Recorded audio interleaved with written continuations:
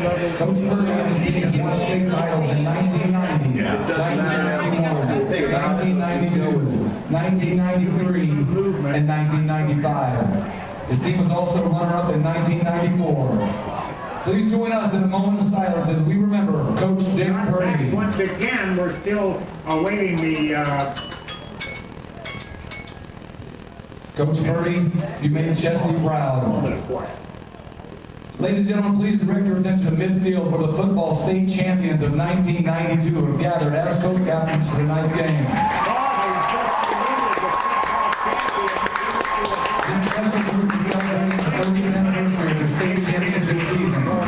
This team was Coach Dick Purdy's second straight state title and the second of 5 consecutive state titles in the years 1989 to 1993. This group finished their season 11-1 with a victory over Garden City in the state championship game. The 10-game winning streak ended here was the beginning of 42 consecutive wins of the football program in the span of 4 seasons. What we did last week, just really, it's all about Coach Purdy and everything he did and everything. Ladies and gentlemen, welcome home, Florida class of 1992.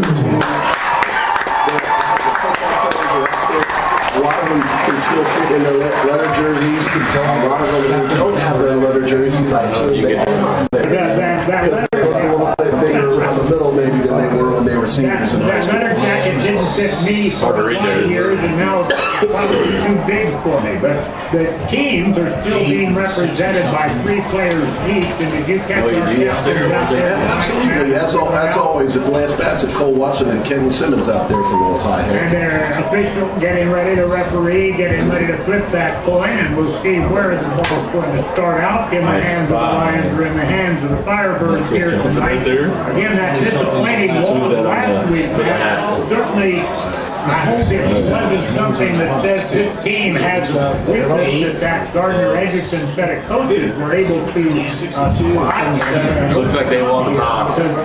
that was something that we haven't seen from the Lions. They just couldn't get anything going offensively. And now I know that the Lions have worked very hard to make sure that they can get some consistency. One toss for the Lions won the toss. The opening kickoff, the second half. And the kickoff Onside will receive to begin the game. It's going to go to the Free State Firebird. Free State has had 3-3, starting out with a couple of real difficult losses to start this season, much as the Lions did in their first high school loss to the first. We just have 3 or 4. They had to win 4 games, and then after that, though, so one team, the Firebirds, who has the lower record, 3-3, is going up against a team that lost one of only 2 games this year, and that's Jimmy Myers on that side. We'll see later. the Lions, the team that had the chip.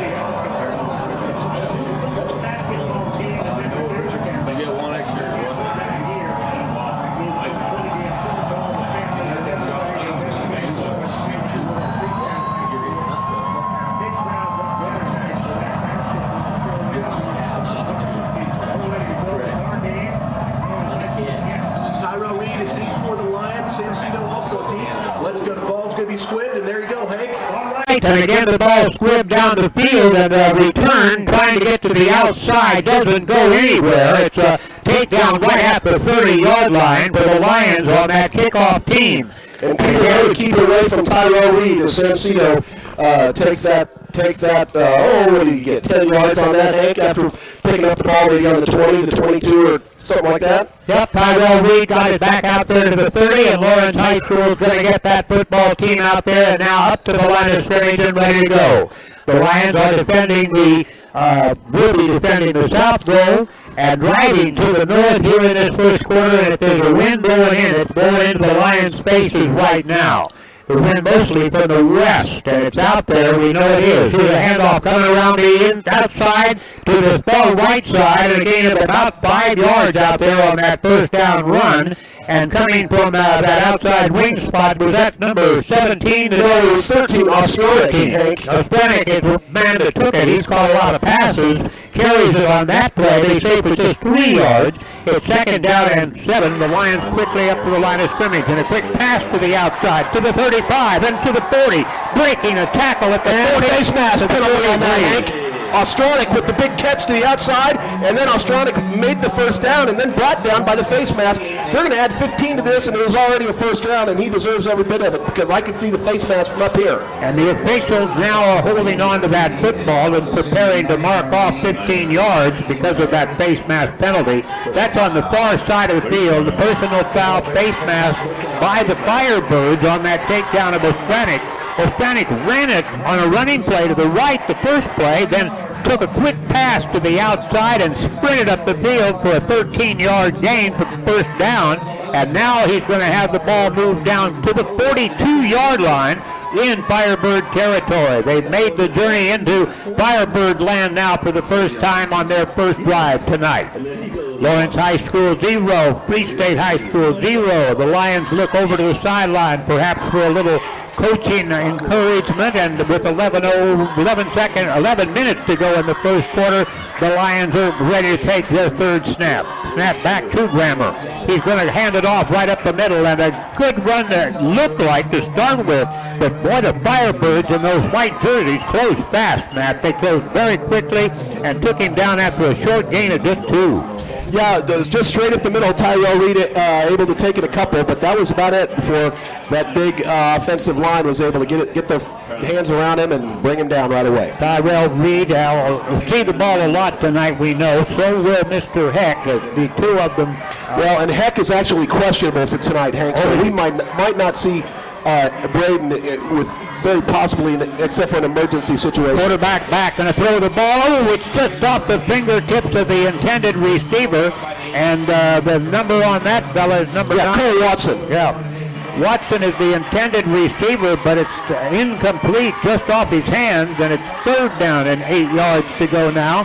At the ball is right at the 40-yard line of the Firebirds. You don't think about 4-down territory being at the 40 when you're in high school, but maybe it is. The Lions haven't gained enough on the first 2 downs to be able to do anything perhaps but something, a little trickery or maybe a pass play. We'll see what comes up here on 3rd down and 8 from the 40-yard line. Grammer waiting for the snap, takes it from the shotgun, back in the pocket, getting a rush out of the pocket, throws the ball downfield, wide open, and just underthrown a little bit. Intended down there by Australic. That's for Dom Australic, Hank. That was Dom. It was right there, but unable to come back for the ball. But boy, I tell you, Tyson was under a lot of pressure. That's bringing up 4th down and 8 now. And now I think perhaps we'll see the punt from a short punt formation by Grammer as he's standing back a little more, and he does punt it. A low line drive kind of punt. Can the Lions get down and keep it from going into the end zone? They do! Beautiful punt by Tyson. They do stop it at the 2-yard line. The Lions defense on the punt was outstanding to get down there, keep it from rolling on into the end zone, but a perfect punt by Grammer puts it right down in bad territory for the team on offense, and now the Lions want to hold them down here and make them kick the ball out after a few plays. The Lions got 1 first down on that last series, that run and pass play by the other Ostronic. And now the Lions will be back on defense for the first time tonight. Free State up to the line of scrimmage with a wide out to the left side and to the right. One wide right, one wide left. Quarterback back in the pocket. He's a big kid, 6'3", and about over 200 pounds. He is going to run out of the pocket now. He was back in the end zone, running out of the pocket, and a good gain, clear out to the 15-yard line. That was a dandy run out there to get out of that stranglehold back in the end zone, and he got out to the 15 really fast, Matt. He's got some speed. Yeah, and Nate Bledner really saved more of a breakaway. Nate able to get in touch with him, but boy, he was under some big-time pressure by Lance Bassett back in that end zone. Almost got him down, but he was too quick to get away from Lance. And a first down on the first down run, and now another run right straight into that line by the Lions, and they're going to stop him shorter, much shorter on this one, maybe just back to the line of scrimmage in a yard, maybe. Yeah. And second down and 9 upcoming now for the Firebirds. And just ran right into Kenton Simmons and Lance Bassett, and they're not going to let those guys get away with anything like that tonight, Hank. We're at exactly the spot that I am completely blocked off by the corner of the press box vision site here, so I'll stand up and see if we can't. Oh my goodness, here.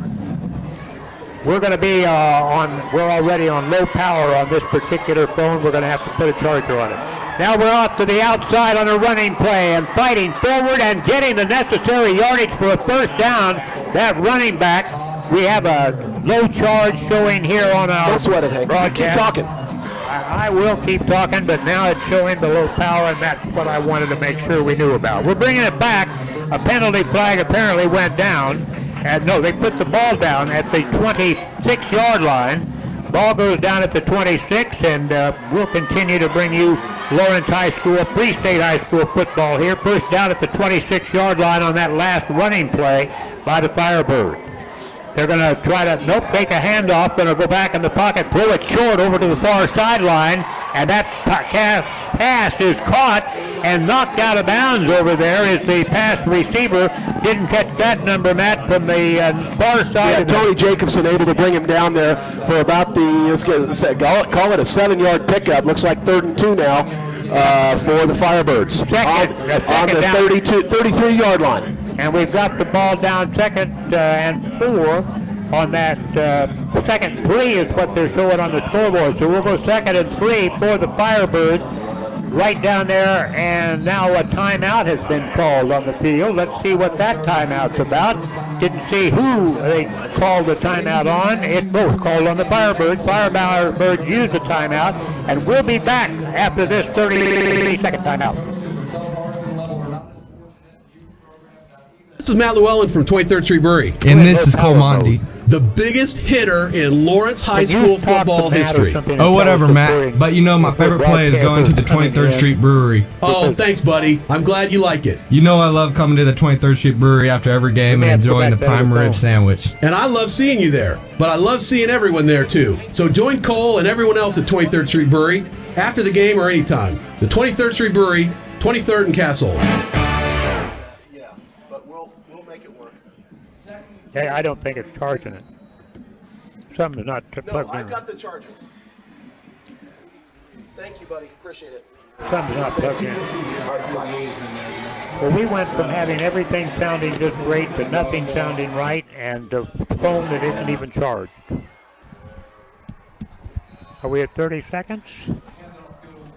And a handoff goes right up the middle there to the Firebirds running back, and a move of the chains once again as he's taken down at the 37-yard line. And we're going to continue to keep our broadcast coming to you as we work on some of the equipment issues here, but we're going to have a first down for the Firebirds. That's the important issue.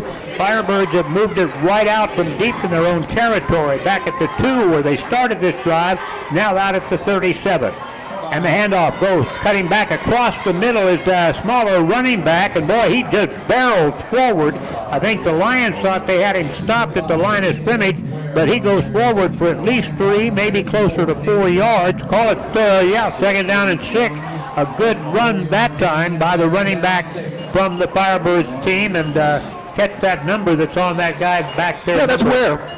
We'll be calling his name all Ware is the running back, and he got 4, a long 4 on that. Second down coming up here. Back in the pocket, quarterback goes. He's throwing the ball long down the middle, and it's complete down into Lions territory. And a pickup down to the 40. Check that the ball will be put down at the 35-yard line of the Lions. 35-yard line is where they Hamilton was the receiver, Hank. Is that what you're asking? That was Hamilton that was the receiver. Yes. All right, Lawrence High School's got a lot of work to do on this defense. They watched the football team from Gardner-Edgerton march it right down the field on them in a couple of plays last week, then answered with their own touchdown, but couldn't answer after that. Now the Firebirds on their first possession have marched it from their own 2 down to the Lions' 35-yard line. Quarterback's going to run it up the middle. He takes off on a run to the outside. Now he's going to be knocked out of bounds, but another first down gain by the Firebirds, as that quarterback has certainly shown us a good deal of passing strength and also a good deal of running strength so far in this ball game. Edison Wesley, the quarterback, he is just a junior, 6'3", 210 pounds, a long, rangy guy. Did we get another penalty called on this one? No, I just want to tell you, Tate Meyer he had Hamilton, or excuse me, he had the quarterback locked up, Edison, and just completely just did not make the tackle. He had him right there at the line of scrimmage, but Edison able to get away from him and pick up that big first down. First down at the 22-yard line, so they're moving right down the field. First down at the 22-yard line for the team from Free State High School out in West Lawrence. There's the snap back.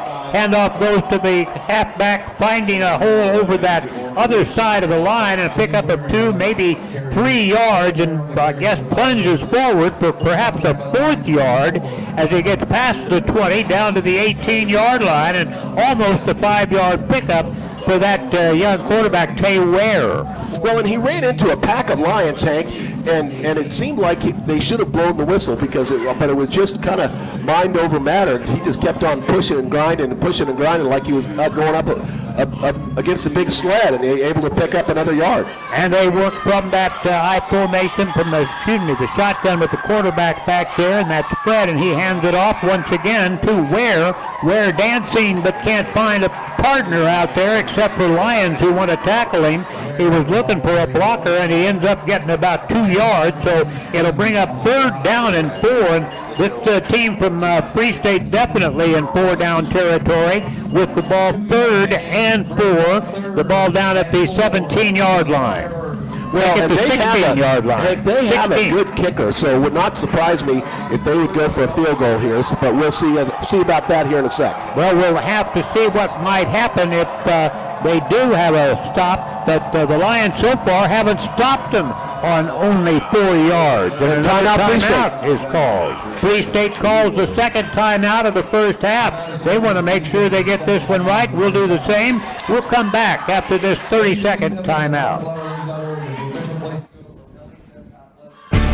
Hi, this is Matt Llewellyn from 23rd Street Murray. And this is Cole Mondi. So the biggest hitter in Lawrence High School football history. Oh, whatever, Matt. But you know, my favorite play is going to the 23rd Street Brewery. Oh, thanks, buddy. I'm glad you like it. You know I love coming to the 23rd Street Brewery after every game and enjoying the prime rib sandwich. And I love seeing you there. But I love seeing everyone there, too. So join Cole and everyone else at 23rd Street Brewery after the game or anytime. The 23rd Street Brewery, 23rd and Castle. The Lions 0, Free State 0, but the Firebirds are threatening now. They have a 3rd down and 4 at the 16-yard line. 4:37 to go in the first quarter. No score yet, but the Firebirds are threatening with this 3rd down play. And it looks like we're going to end up with 4 plays if they don't get the first down here. The 3rd down play, and the quarterback's keeping it. Now he pitches it to the outside, and Tay Ware cuts it back. He's got a first down, first and goal inside the 10-yard line. What yard line did they take the little guy down on? Looks like about somewhere between the 8 and the 9, Hank.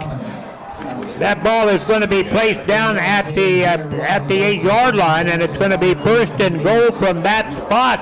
Like I said, they haven't been stopped for 4 yards or less tonight, Matt, and now they have been on this play on a 3rd down and 4. They got more than they needed, and it's first and goal now from the 8. And the quarterback continues to handle the charge as he's standing in that shotgun formation. Takes the snap, hands it off over the left side, and boy, the Lions defense crowd him out there. Edison handed it off to Ware that time, and it went nowhere. Yeah, Kim Allen just jumped on his back, and I believe he felt all 268 pounds of that did Ware, because Ware came down right after Kim jumped on his back. But he had a good, not really good tackling technique by Kim, but pickup of only a yard to the 7, so that helps. And the Firebirds are threatening second down now and goal in the green territory right down by the goal line. The Lions goal line, they want to try to protect it. The defense goes hard against them on that last play. A jump to the outside by Ware, and he doesn't get very far, maybe another yard or two, down to about the 5. Where did they say he was knocked out of bounds? Well, they are really, really tough in this red zone, and they are showing it right now. There is a Lion down on the ground right now. And the Lion down back in the secondary, or is that a Firebird? In the Lions secondary. So the Lion will have a injured player timeout here, and let me say at this time that the timeout is sponsored by the Advent Health Medical Group Primary Care here in Lawrence. You don't want to wait until you get sick to schedule a doctor's appointment. Check yourself out, get that regular physical, get that wellness check, screening for other preventative care. Always count on that as something you can depend on at the folks from AdventHealthKC.com/Lawrence. Now it's third down and goal. The ball is at the 8-yard line, so we didn't gain anything. May have lost a yard on that last play. Third down and goal at the 8. The quarterback has the running back, Jay Ware, right beside him on his left. Snap of the ball, back in the pocket. Quarterback's going to run it. Try to get behind some blockers. Does for a moment, and then cuts it back upfield. Headed for the end zone. Did he get in? Yes, he does. Yes, he does. Wow. What a running play by Wesley Edison. Matt?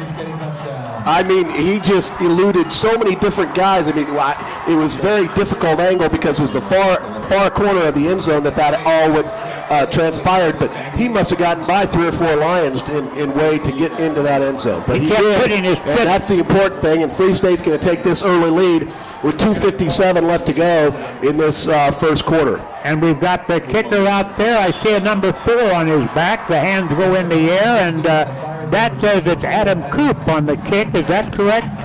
We had a number 4 on that jersey that was the kicker, but that's the first score of the game, and it's put up there by the Firebirds. The Lions have got to do some fighting. They've been behind in the games that they played since the first quarter of last Friday night, and we'll be back now to get this kickoff coming to you on KLWN. Depend on it back in 30.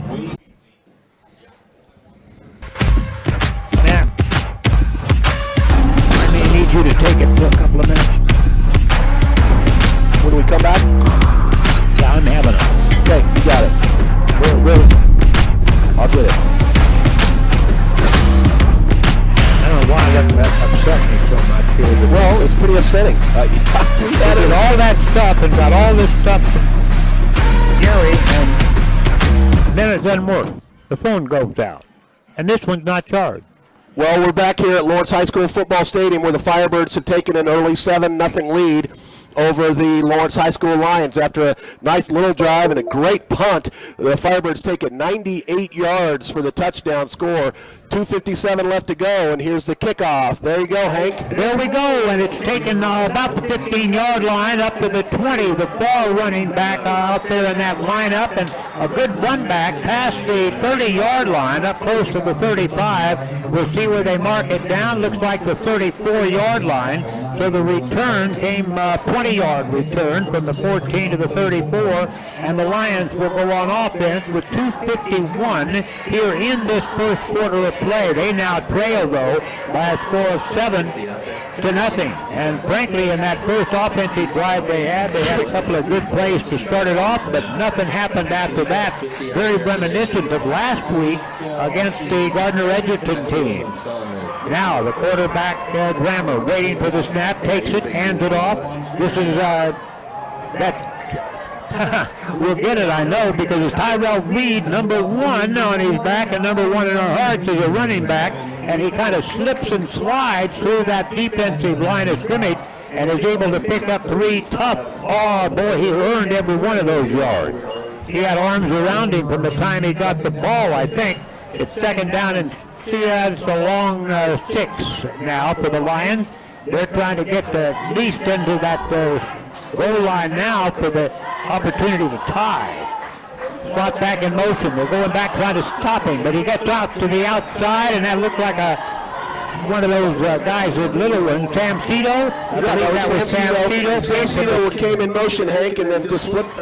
Tyson just flipped him the ball right as soon as he got there, and was Sam would take it to the far side and really not able to pick up hardly anything back to the line of scrimmage. About another yard and maybe 2, as it's now going to be third down, and still 6 yards to go. So only about a yard on that play, and the Lions are going to have to work hard. They had a third down and missed on a pass play in their first series here tonight, and had 1 first down on their first series that they drove, but in this one they're looking for that first down. First time, third down coming up. Clock running out here in the third quarter. Pass to the outside. Trying to get turned the corner, and he does, but not past the 40. And they had to get to the 44 to get a first down, did the Lions. That pass play out here on this outside came to number 4, Banks Bowen. And I believe that's who that was. But It was Tyrell Reed. Tyrell Reed who caught it number 1. I saw the 4 down there, and I thought it was coming up with the ball. But Tyrell caught that ball, and they're going to go for it maybe on 4th down. I bet they're going to try to get them to jump off sides would be my guess, Hank. They did not get Free State to jump off sides, and the Lions move into punt formation. Grammer slaps his hand, takes the ball, puts the ball high in the air. It's going to be a short kick, though, on this one.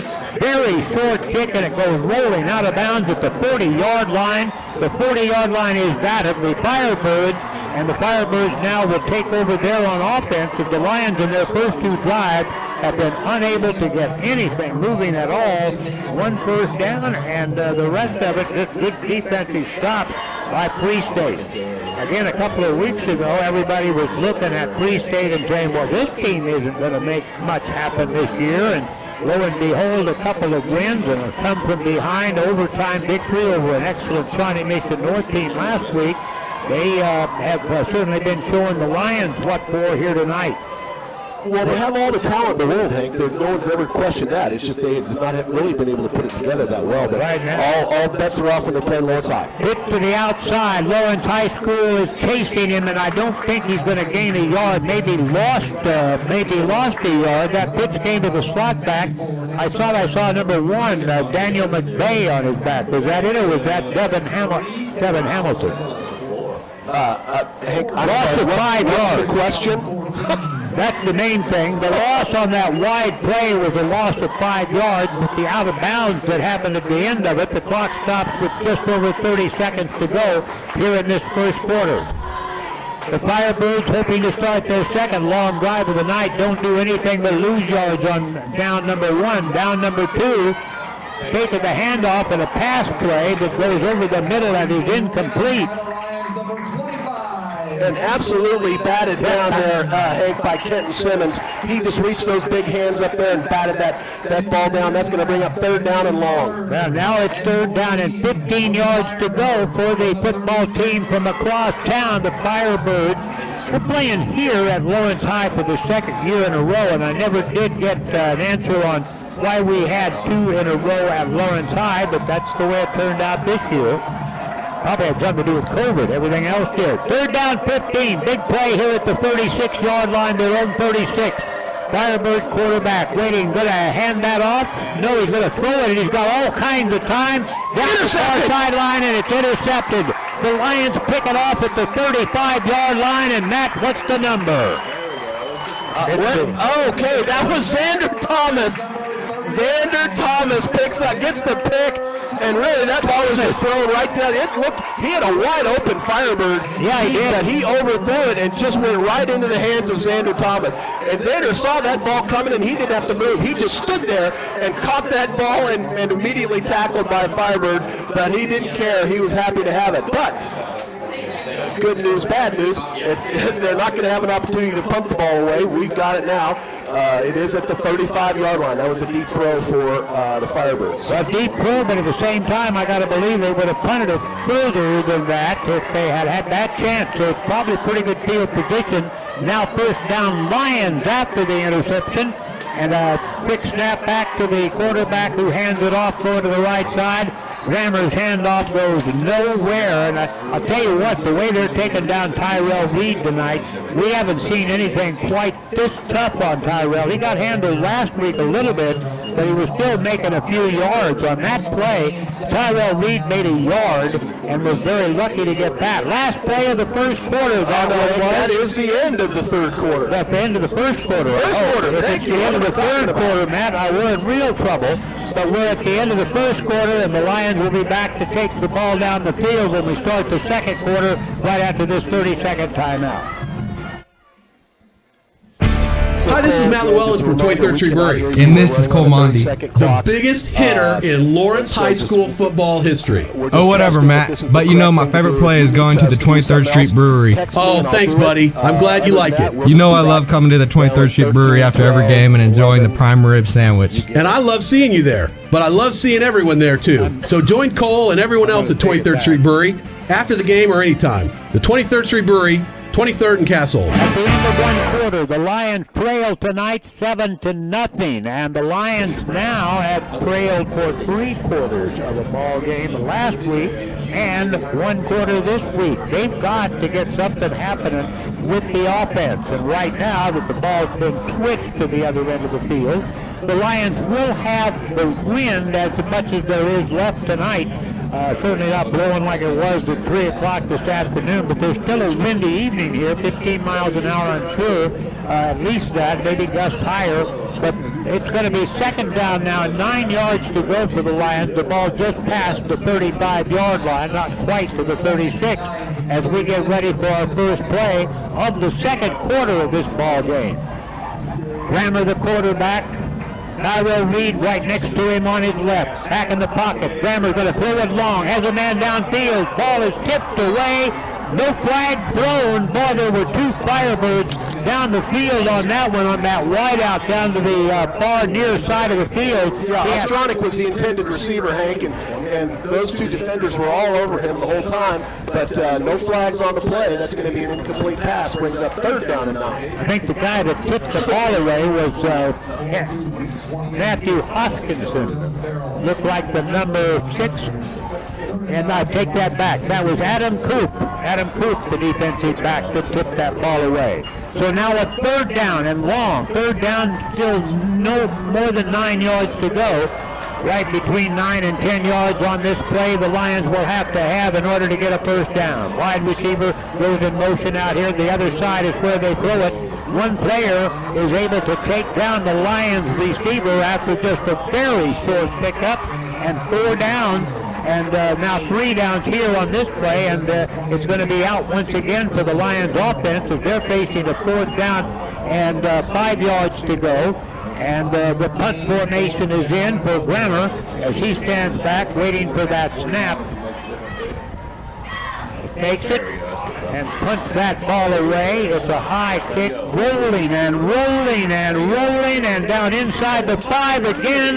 The Lions, a defensive off team on that kick by their quarterback, and punter just were able to get down the field and stop it at about the 2 or 3 yard line again. That was a terrific punt by Tyson Grammer, just a junior, but Tyson booted that ball down the field, and then it rolled about 20 more yards. I think it hit first at about the 25, and it rolled down inside the 5 yard line down to the 2 yard line. So make it the 3. They're at the 3 yard line, and the Firebirds will have it back offensively.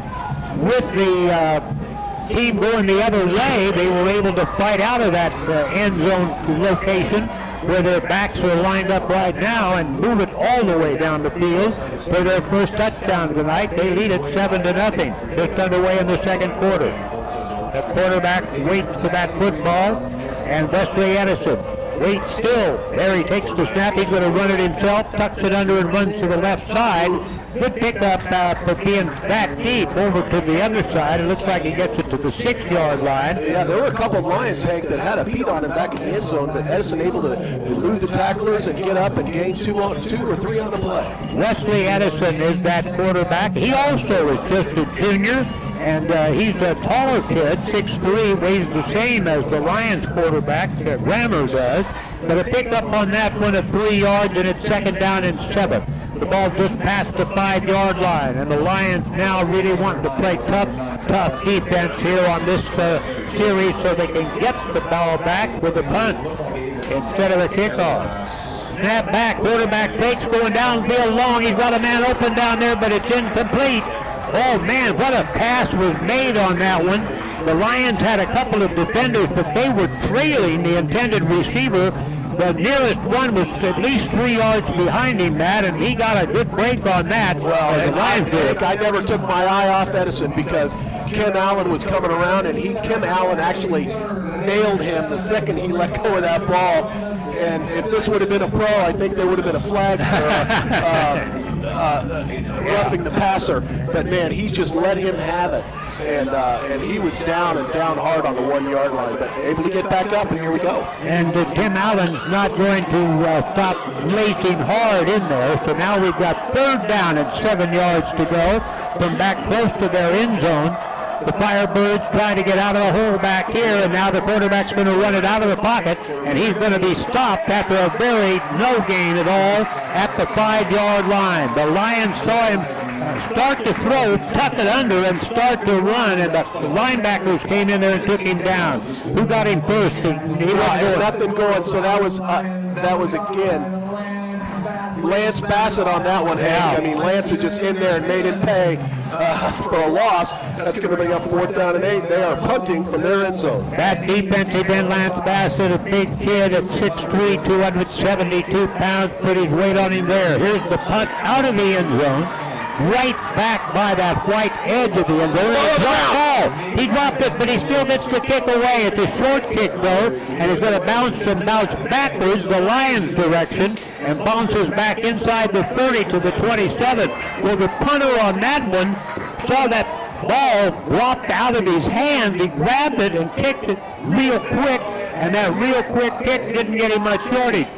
Instead of up around midfield or at least past the 40-yard line, that ball is now back down, and the Lions can take over, and it's going to be put down at the 28-yard line, Matt. That's good news for the Lions as far as field position, because they were just given a big break at the 28-yard line on a punt after the punt was snapped and dropped. And that could have been just great for the Lions. Almost got that ball in the end zone.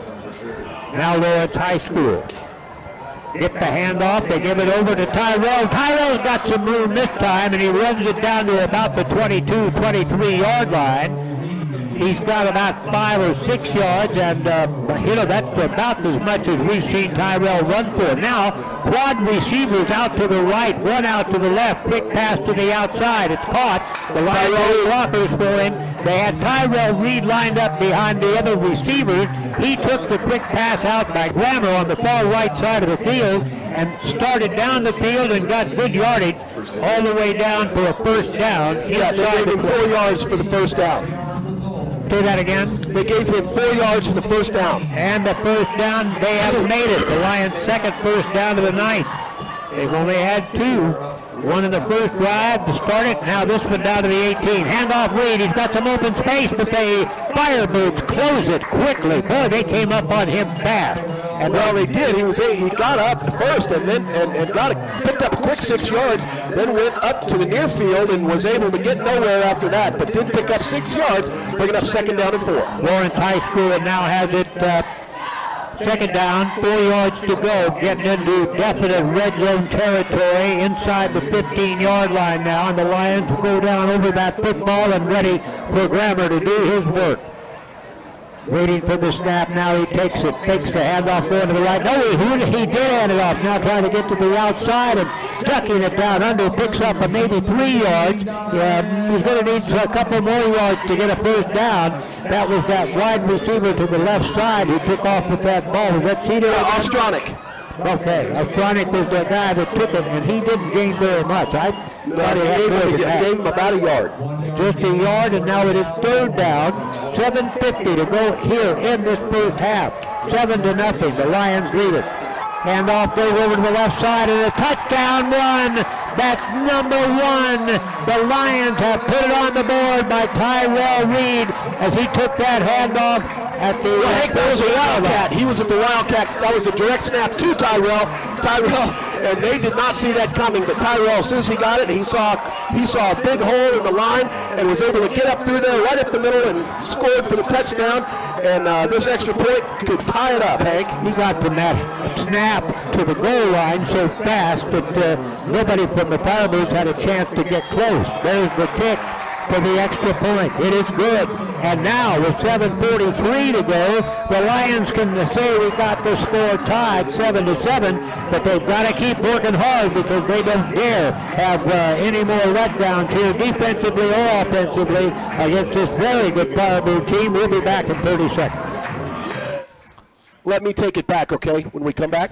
Hi, this is Matt Llewellyn from 23rd Street Brewery, And this is Cole Monty. the biggest hitter in Lawrence High School football history. Oh, whatever, Matt. But you know, my favorite play is going to the 23rd Street Brewery. Oh, thanks, buddy. I'm glad you like it. You know I love coming to the 23rd Street Brewery after every game and enjoying the prime rib sandwich. And I love seeing you there, but I love seeing everyone there too. So join Cole and everyone else at 23rd Street Brewery after the game or anytime. The 23rd Street Brewery, 23rd and Castle. And we're back here at Lawrence High School Stadium where the Lions just tied it up 7-7, Hank. 7:43 left to go in this first half. And that was all Tyrell Reed. He was figuring things out, how to do things, and that run was just beautiful. In the Wildcat position, and just made it happen, did Tyrell. He took the snap directly instead of the quarterback and handed it off, giving the sense of a direction a little bit more fully on that handoff play. But now with that one, he got a good run, and now a pickup of the football at the 12-yard line by the Firebirds running back is back there deep, and he gets it out to the 25, and is a little bit slow getting up on his feet. That I believe is number 2. Hamilton was Devin the Hamilton is the man the ball went to. He's a 145-pound junior, and Hamilton returned it from about the 14-yard line, only up to the 24, so a 10-yard return, and a good job by the Lions on that kickoff coverage and getting down there fast and getting him taken care of and going down. The ball at the 24, first down, and the Firebirds have it back, tied in this ball game. First time it's been tied since their touchdown, and that came in the first quarter. And now the Firebirds try to get it a lead again. Handoff, taking the handoff. Quarterback's going to keep it going around the left side this time. I thought for all the world it was a great fake of the handoff to the running back, but the quarterback kept it.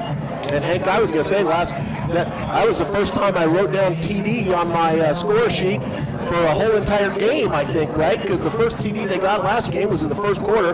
Took them second quarter to get a touchdown here for the Lions, so it felt good to write down TD for the Lions on that. Only once in 2 full games time on the field. Wesley Edison, the quarterback who's been guiding the team, is little running back, the guy that's been running wild with it out there. Tay Ware. Handoff goes to Ware, and he's going to fight hard, maybe close to a first down, but not quite there. We're going to have a third down play again. 2 yards by Ware that time, Hank. That was the little bitty guy. When I say Tay Ware, is listed at 5'9". He's shorter than anybody else out there. I think he's at 5'8", maybe. And it's going to bring up a third down and 1 yard to go. Third down and 1 for the Firebirds at the 34-yard line their own, as they try to keep this drive going with another yard. You think maybe that quarterback would keep the ball, Wesley Edison, as he certainly run for short yardage on a number of different occasions. He's not going to make it. Sock for a loss.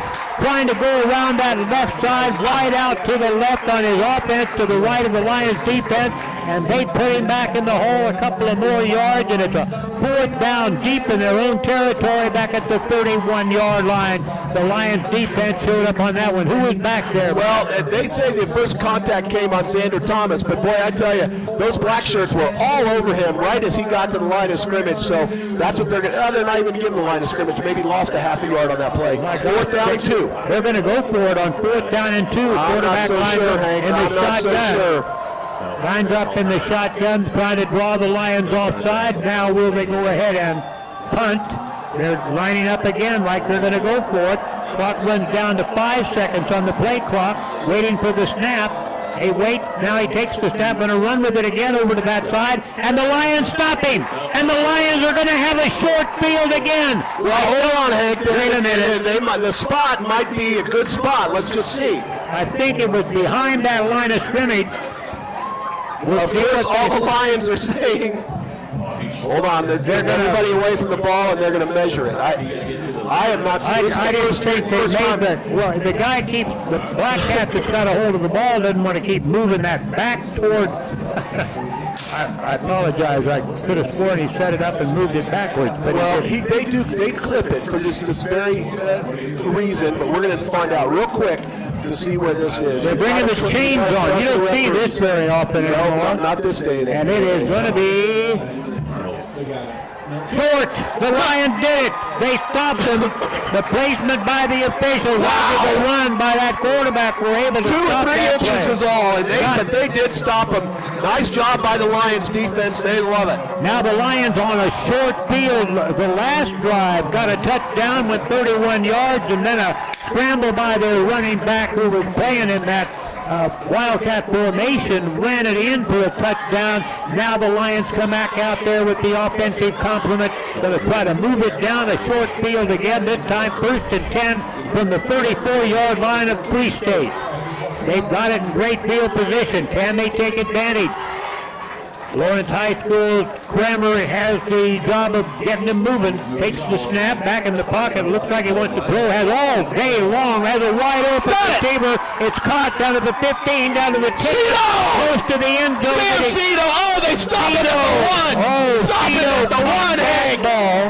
He had to jump about 3 feet in the air to catch it.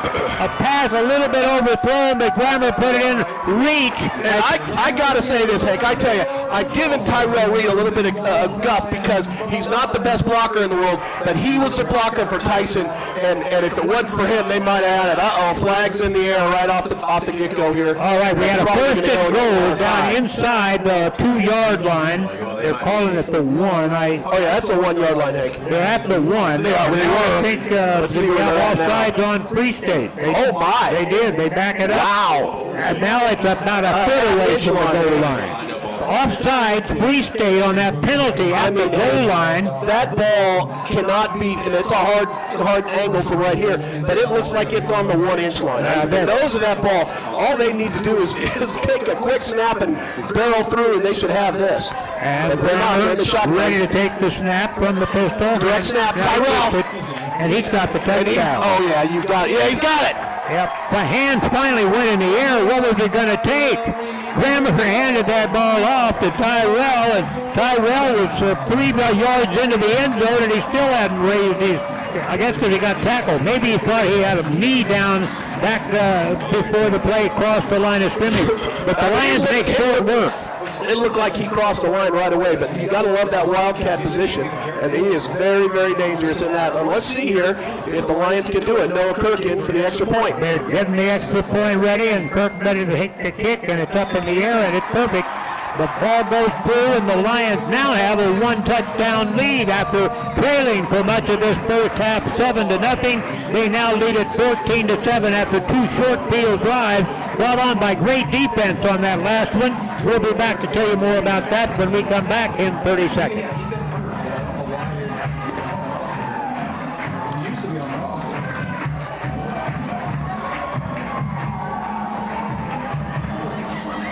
Three minutes exactly to score 2 TDs.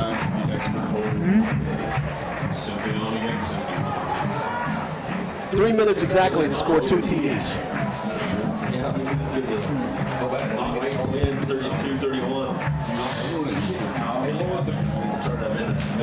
I have to say, Matt, that was a defensive touchdown by all rights. The defense set it up by playing great defense after giving up big yardage to Free State all the way through the third quarter.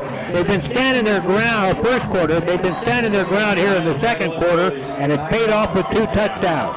Here's the kickoff. Ball is rifled down the field, taken on the bounce at the 13-yard line. The Firebird turns the corner with it. He's got a crease on that far side, clear out to the 40-yard line and driven out of bounds there. Wow, that is a speedy youngster who had that ball. He took that in right between the 12 and 13-yard line on the bounce, took it to the far side of the field, got a couple of good blocks down the field, but he also just turned the speed on. Boy, he has some speed. It was interesting, Hank, when he had some green turf in front of him, he did look like a rocket just going down there. Yeah. Did we catch the number? No, I did not. That didn't catch that number. Well, he's going to be back out there returning them again, I'm sure. 4.5 minutes to go, first half.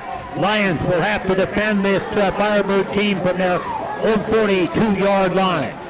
The Firebirds 42, trying to get up to cross into Lions territory now. Lions put a chase on the guy that took the pitch from the backfield, and that pitch gets a couple of yards, but just good hard running and a good defensive play finally gets him knocked out of bounds after a gain of 4. 2nd down and 6 coming up for the Firebirds now. It looked like he might get tackled for a loss. Well, yeah, by Josh Galbraith. That's what I was going to say. Josh Galbraith had him in the backfield, but unable to make the tackle. He ended up getting cleaned up by Ken Allen.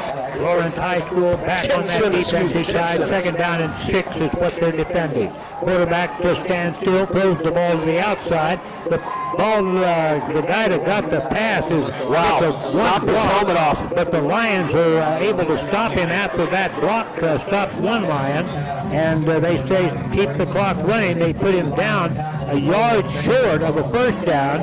It's 3rd down and a yard. The ball just over the midfield stripe into Lions territory at the 49.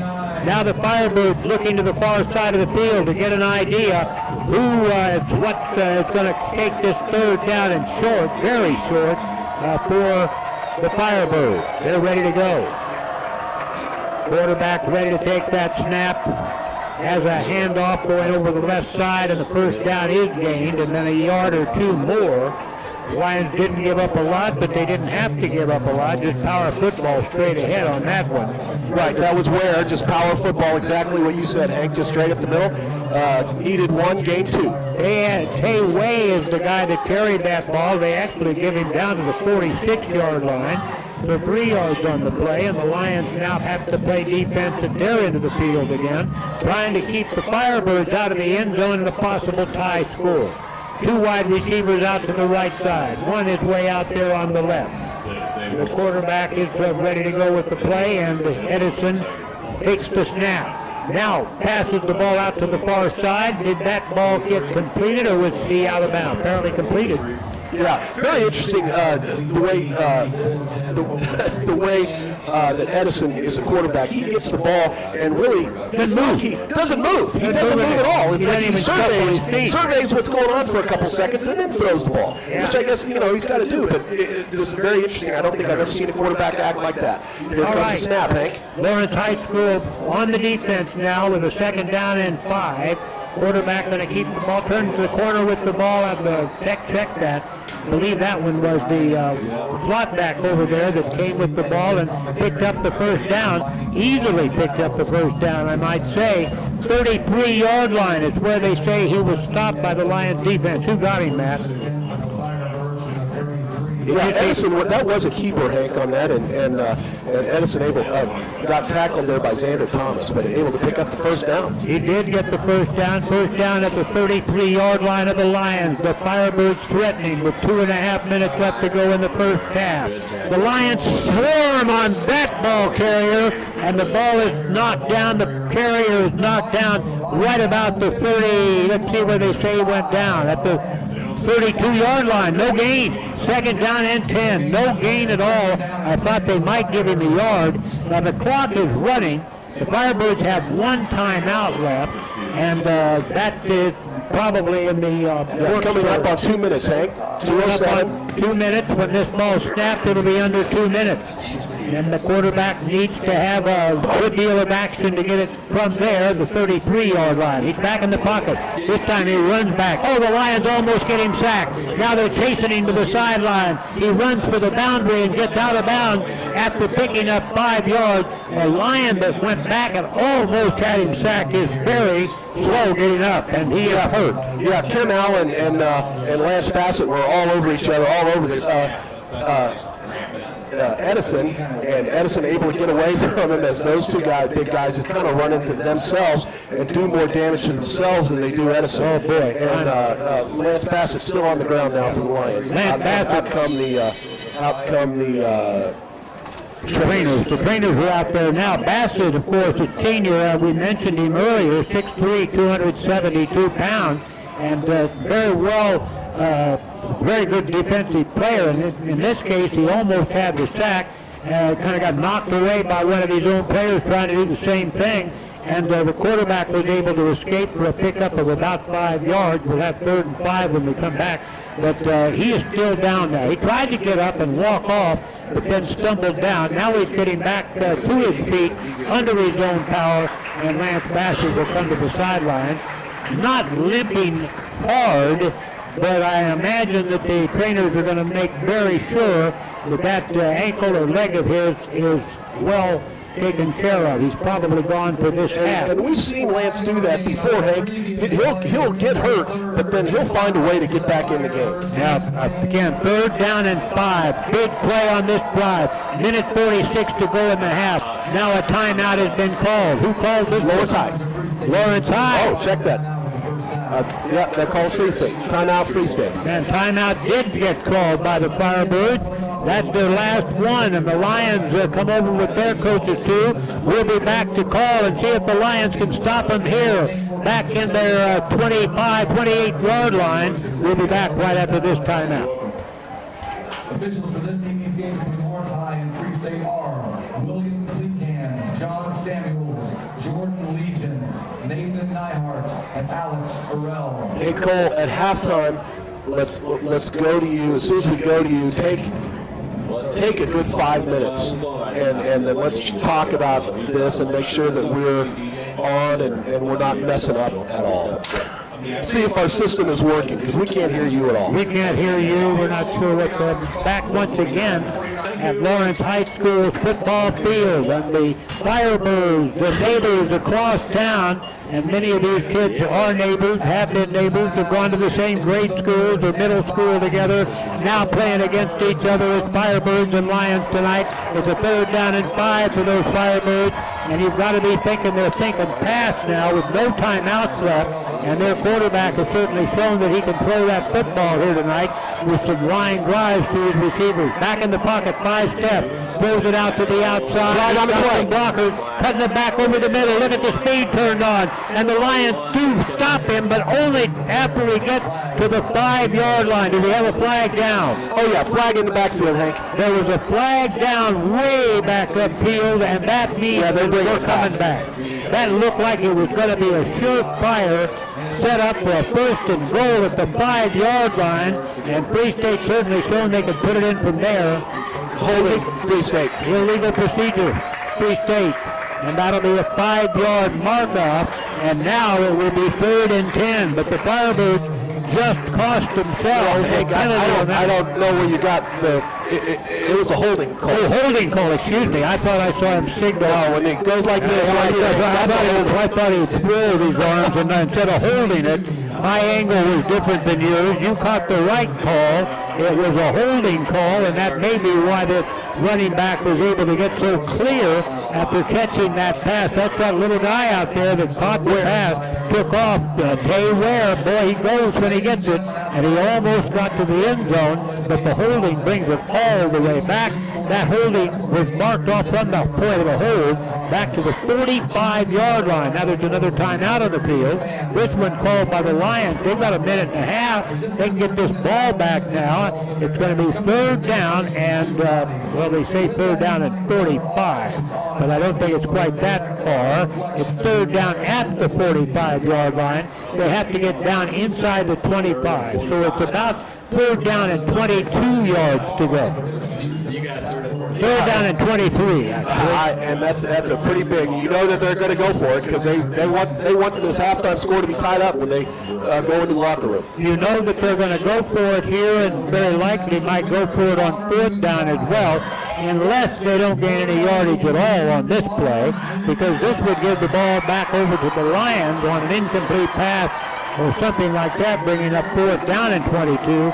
I believe on fourth down, without any gain on this play, they'll probably punt the ball deep to the Lions and make them go the full distance of the field in a minute and a half. Minute and 29 seconds what left right now. Lions lead at 14-7. We're just before halftime. The Lions have done a great job here in this second quarter of putting the ball in the end zone on a couple of good defensive plays. Now are playing defense to save a score to tie it up by Free State. Quarterback deep pocket drop this time. Takes 5 steps. Now rifles the ball while he's on the run. The pass is complete, and it's knocked out of bounds at the 28-yard line. It is still short of a first down. We'll have a fourth down coming up. But boy, they picked up good yardage on that pass play to this near sideline. Matt, it looked like the kid was wide open. Yeah, he was wide open. It was a nice pass, nice play. Everything worked out well. But Lawrence High was absolutely wanted to stop that first down, so it's bringing up 4th and 4. Here we go. 1:21 left to go in this half. They've still got 5 yards to go for the first down. Make it 4. Fourth down and 4. The ball just shy of the 25-yard line. Quarterback's got the ball. Edison taps it back to his running back, who's knocked out of bounds. Up the short gain. I don't think he got a first down. They're signaling that they did. And what does the officials say? Yeah, there is a first down for Lawrence High the other way. They got the ball. I saw a white guy with a white jersey on signaling first down because the crowd was all around him on the Lions side of the field here where the guy was knocked out of bounds. I thought for sure it was short.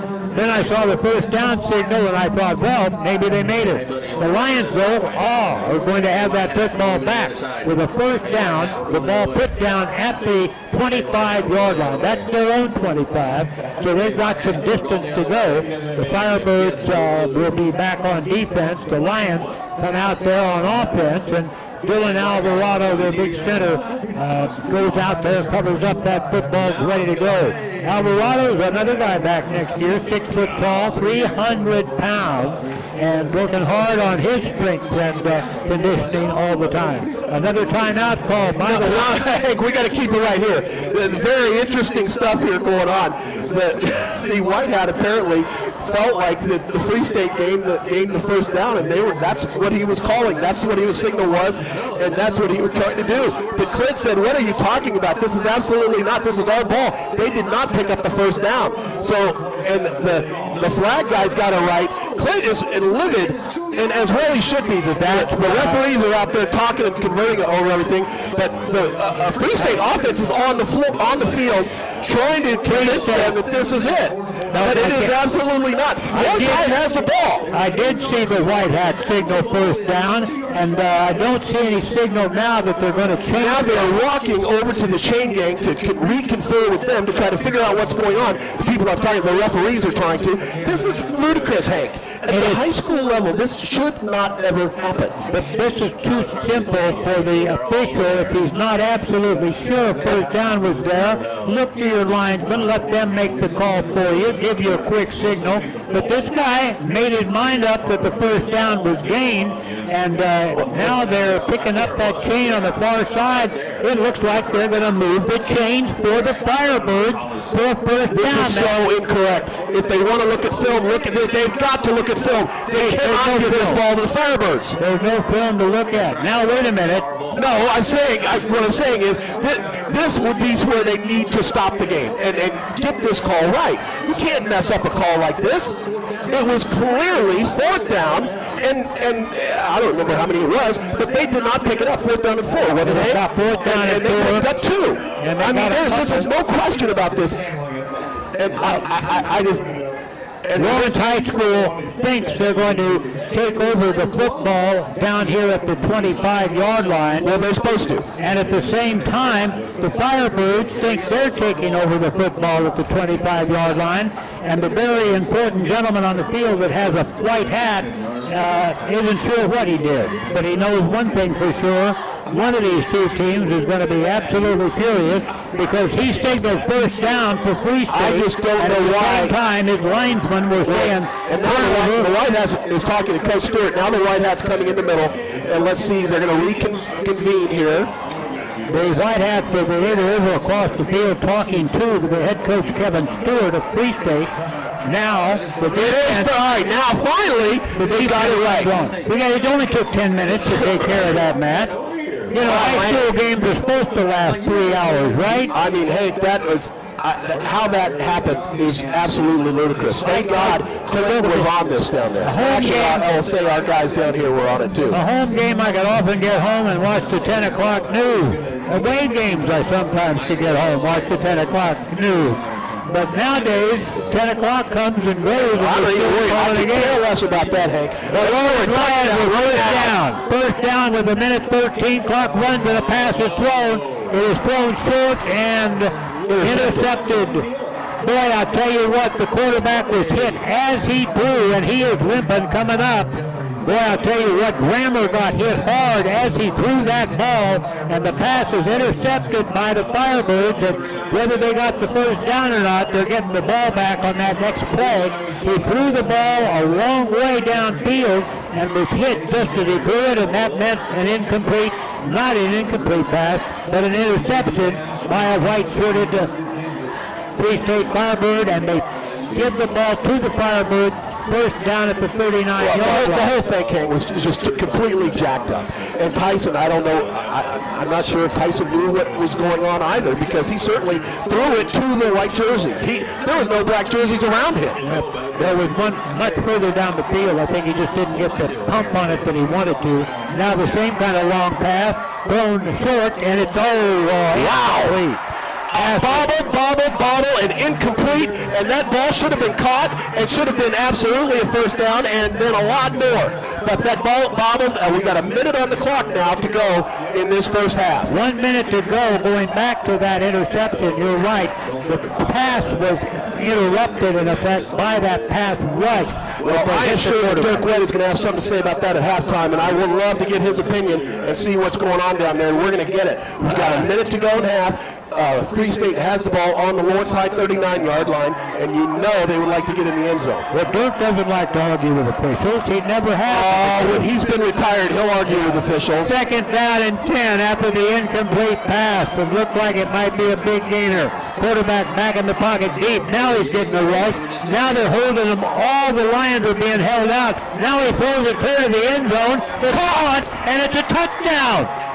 Holy cow, a 39-yard touchdown pass on that play by the quarterback. He hit the man on the run with the Lions draped all over him at the 5. He carried him on into the end zone, and it's going to be, with the extra point coming, a tie ball game perhaps after that pass interception that was thrown by the Lions. Now they come back. It's a 14-13 game on a 39-yard touchdown pass. There's the snap. High snap, but he gets the ball off and gets it up and good. And we're tied right now. Still have 49 seconds left to go. We'll be back in 30 of those seconds right here on KLWN. Overstreet got the touchdown. From 23rd Street Brewery. And this is Cole Mondi. The biggest hitter in Lawrence High School football history. Oh, whatever, Matt. But you know my favorite play is going to the 23rd Street Brewery. Oh, thanks, buddy. I'm glad you like it. You know I love coming to the 23rd Street Brewery after every game and enjoying the prime rib sandwich. And I love seeing you there. But I love seeing everyone there, too. So join Cole and everyone else at 23rd Street Brewery after the game or anytime. The 23rd Street Brewery, 23rd and Castle. Lawrence High School hoped they were going in at halftime with a tie with a score of 14-7. Instead, with 49 seconds left to go, Free State will kick off once again. Very probably a pooch kick of some kind that Lawrence High cannot return. And Lawrence High School now sends their kickoff return team back, and nobody's, well, they do have one player back deep. But Lawrence High School now will get the kickoff here, and they're going to get the kickoff to start the second half. They won the toss to start the ball game. No, they will not. The Free State will get it to I'm sorry. Free State gets the ball after the halftime. They won the toss and chose to defer. The Lions took the opening kickoff. And now the kickoff with a tie score of 14 apiece comes with I the cannot kickoff imagine for them Free kicking State. to Tyrell Reed, but they do. Well, no, they're going to the far side of the field, and that's going to Cito, I believe, at the 20. Coming this way with Cito, trying to turn upfield, but he doesn't get it done. Great defensive stop down there at the 25-yard line. Tell you what, that kind of touchdown was fired up this Firebird team, Matt. Yeah, it did, and it should have. But that is, we can't use the excuse. We've got to fire up. We've got to get in. We've got to clean things up. And despite the fact that we should be at the minimum 14-7 right now, I can't even explain what happened in that last minute, Hank. Lawrence High School gave up a long touchdown pass play. A good defensive play was made, but he just couldn't knock the ball away. Wasn't close enough to do that. 42 seconds to go. Snap back to the quarterback. He hands it off up the middle. A good gain, but nothing that is going to stop the clock from running. Game 5. They let the clock continue to run. That may be the last play of the first half. They have not started the play clock. Now it's second down and 5 yards to go, but I believe they're just going to let that clock run out and go to halftime and say, all right, tie score, boys. What you going to do about this? And the coaches, I'm sure, will have They some call idea. timeout. Timeout, Lawrence High with 11 seconds left to go. Oh, they waited until the very end of that to call timeout with just 11 seconds to go. Maybe they have some secret last-second play. Well, I would imagine they'll try to throw it up real quick for one, maybe a deep one. Tyson's got the arm. I'm just still perplexed on that interception. I just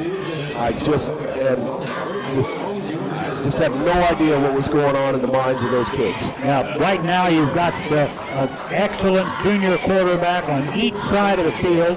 Each of them have had their mistakes tonight. That's the situation.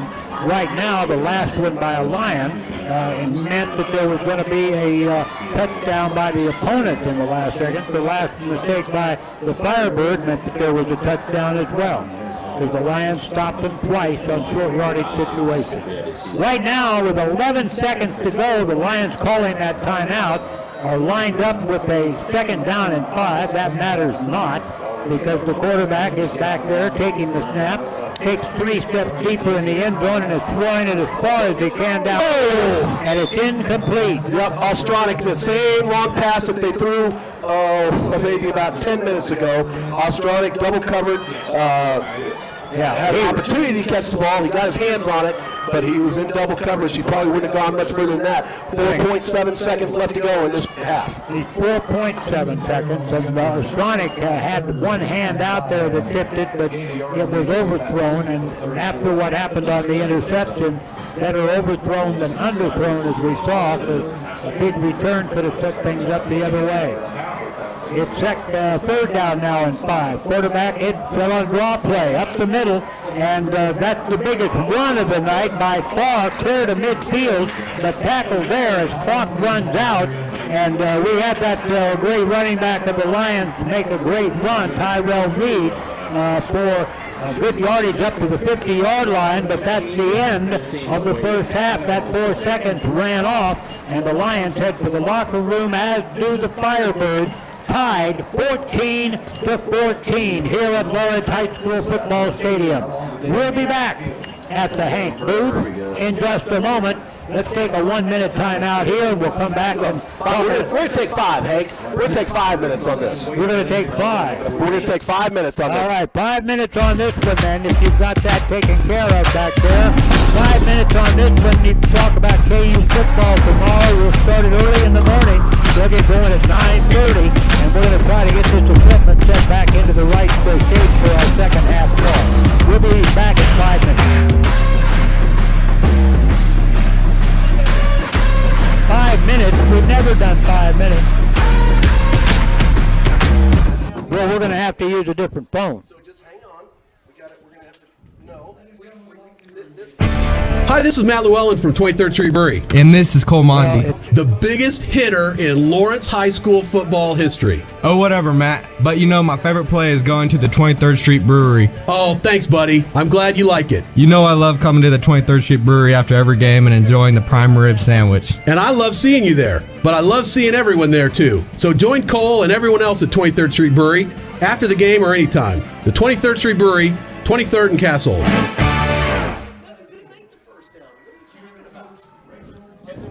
I mean, literally, they were lined up. The Free State offense was out there, and they thought they that's right before the interception.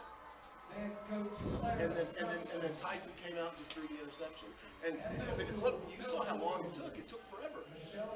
Well, yeah, they were out there a good 7 or maybe 10 minutes. And you think you're going to get this reset, Matt? I just wanted to know. I wanted to talk to him, make sure everything sounded good, and that we were doing everything right, and our timing was all good, and this worked. Yeah, that's fine. Okay, well, you're going to call, is Cole on the air, or is Cole there, or Sam? It's cold. Sam was calling us because he was going to come help us if we needed it. Get us a piece of equipment or something.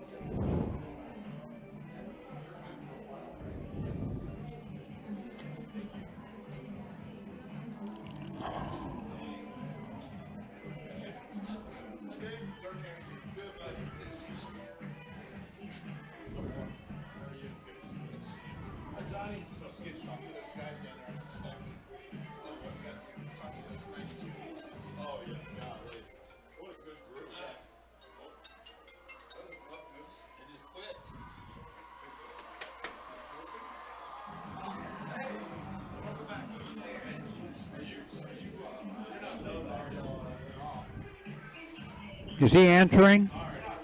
My phone is not connecting. I have T-Mobile, so. You want me to call him here real quick? Cole.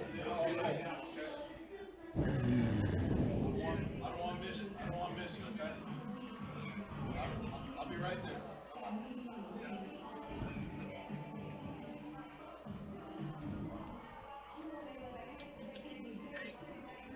Hey, Cole.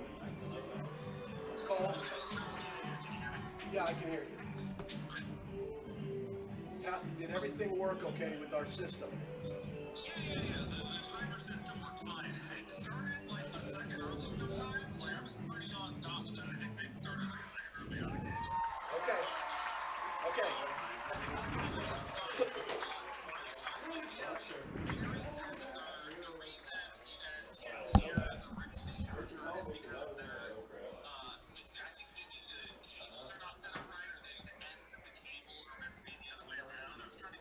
No, there's no way. Because everything was fine until we had to change phones, and then once we had to change phones, it was all shot. We didn't hear. So I don't know, and I don't really care. I just want to make sure it sounds good, and that's all we really care about. And we'll deal with all.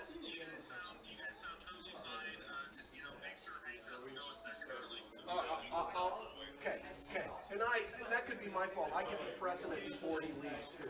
So right now I've got 1 minute exactly on my clock before we come back. Is that about right? Okay, so we'll come back. Hank will be back. We've got Dirk Wed, and we'll probably go for a while with this interview with Dirk until he says. Yeah, I just say a minute for the next one. Okay, we'll do a minute, and then we'll go back to the 30-second deal. All right, thanks, buddy. Appreciate it. Bye. Okay, so we'll just keep on going. Sounds all right then. Yeah.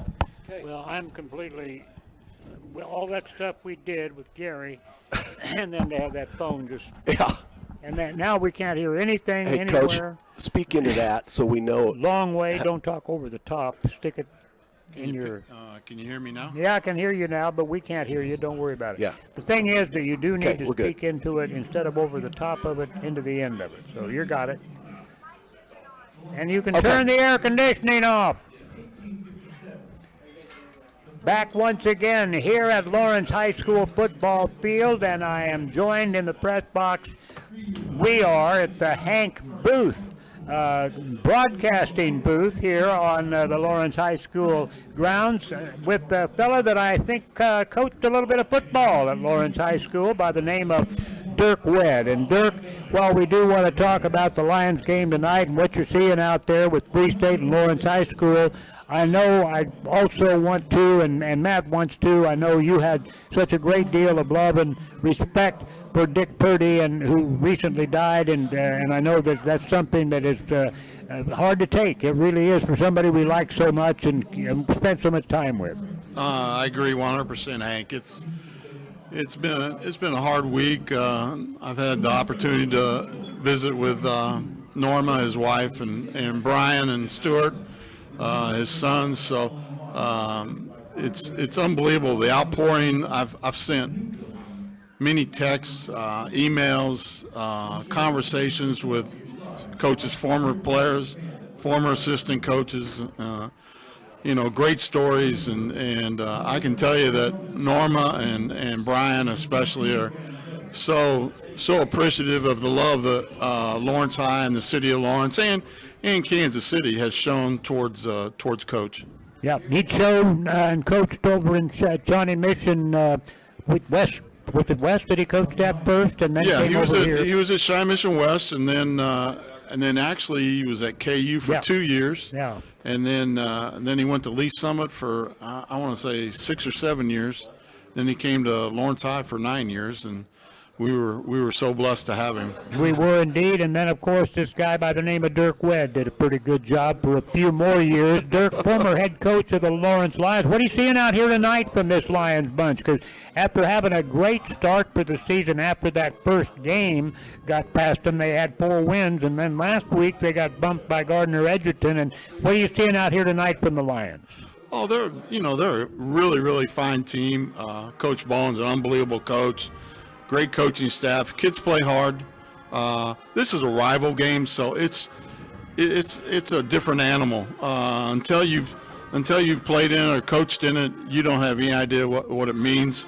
It's bragging rights for 365 days, and it means a lot to the kids. It means a lot to the coaching staff, and it means a lot to the community. So, it'll be an interesting 24 minutes. The wind is really, really tough down there, and it's going to be hard to score into the wind in the second half.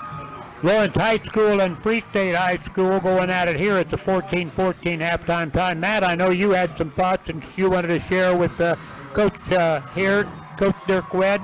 Well, I did, but I'm kind of mesmerized by what's going on out here with the band, and they wheeled a cake out here that said 100 years, and Junior, she'd be having something to do with that, Hank, or Dirk.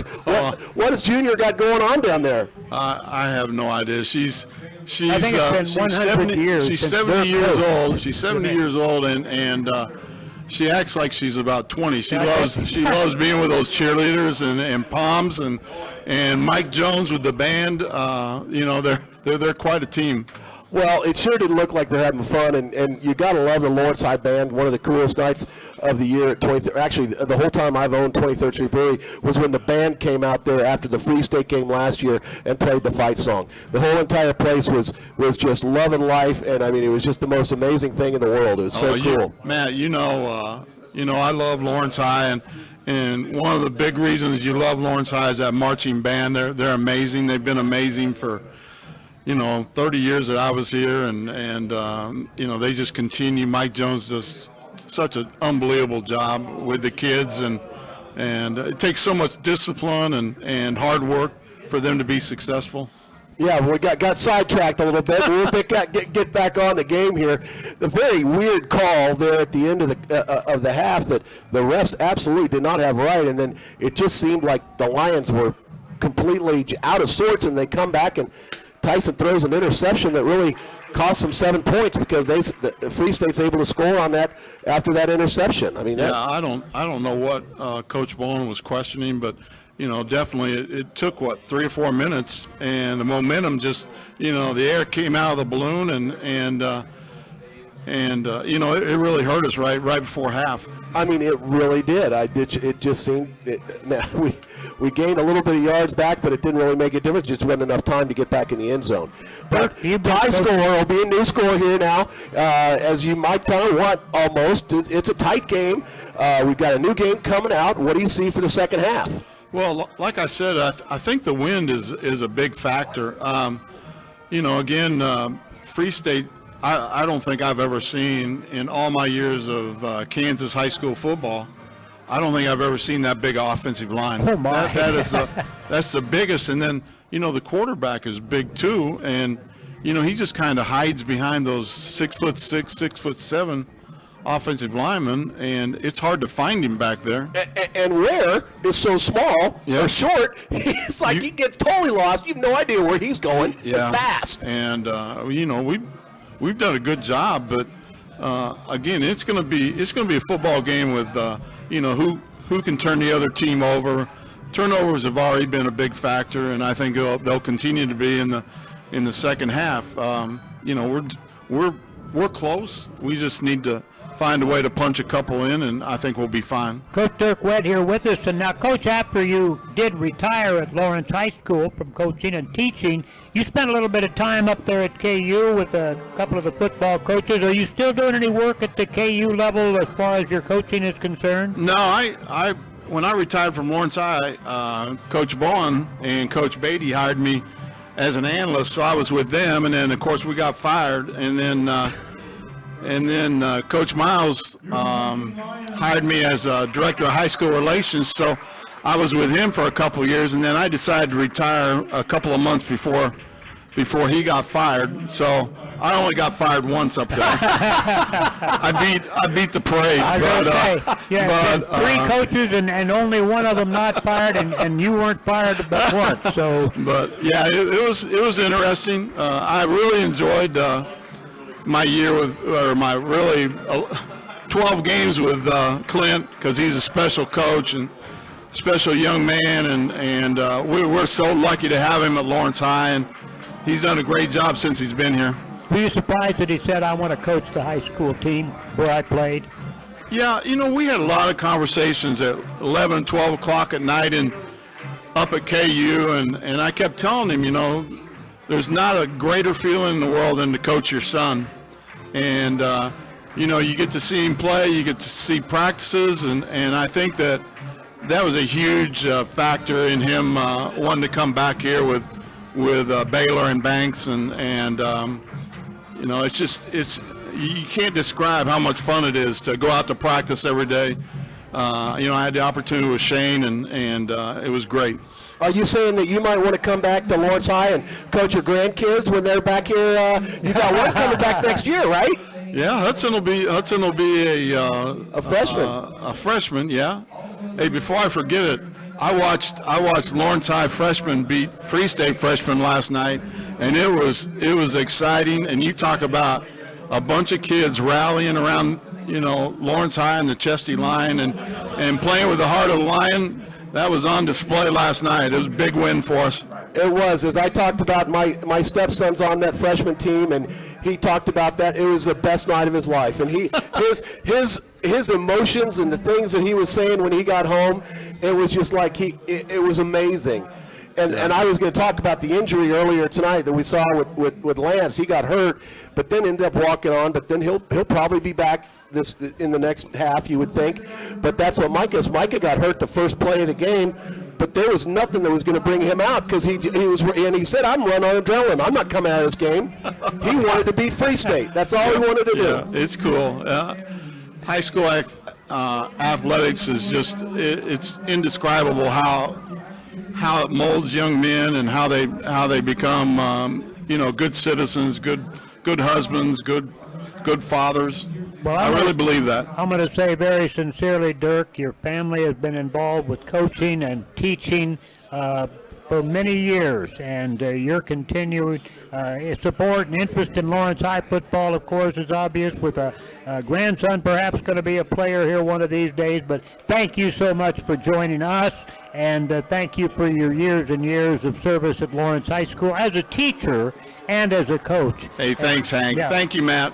You bet. Thank you. Coach Dirk Webb here. Right before the Lions are coming back to halftime, we better get it back to the studio for a 1-minute timeout, and then we'll be back here with the second half of this football game.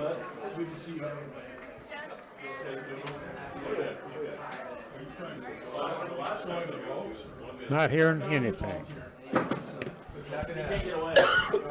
This is going to be a 1 minute, and he did start the clock a second or two. And so when this gets to 4, Yeah, that's okay, all. and then I'll switch it back to 30 seconds. Okay, I want to make sure we got to get some of these liners in too.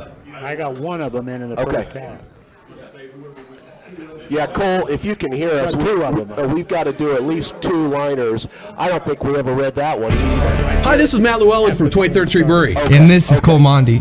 The biggest hitter in Lawrence High School football history. Oh, whatever, Matt. But you know, my favorite play is going to the 23rd Street Brewery. Oh, thanks, buddy. I'm glad you like it. You know I love coming to the 23rd Street Brewery after every game and enjoying the prime rib sandwich. And I love seeing you there, but I love seeing everyone there too. So join Cole and everyone else at 23rd Street Brewery after the game or anytime. The 23rd Street Brewery, 23rd and Castle.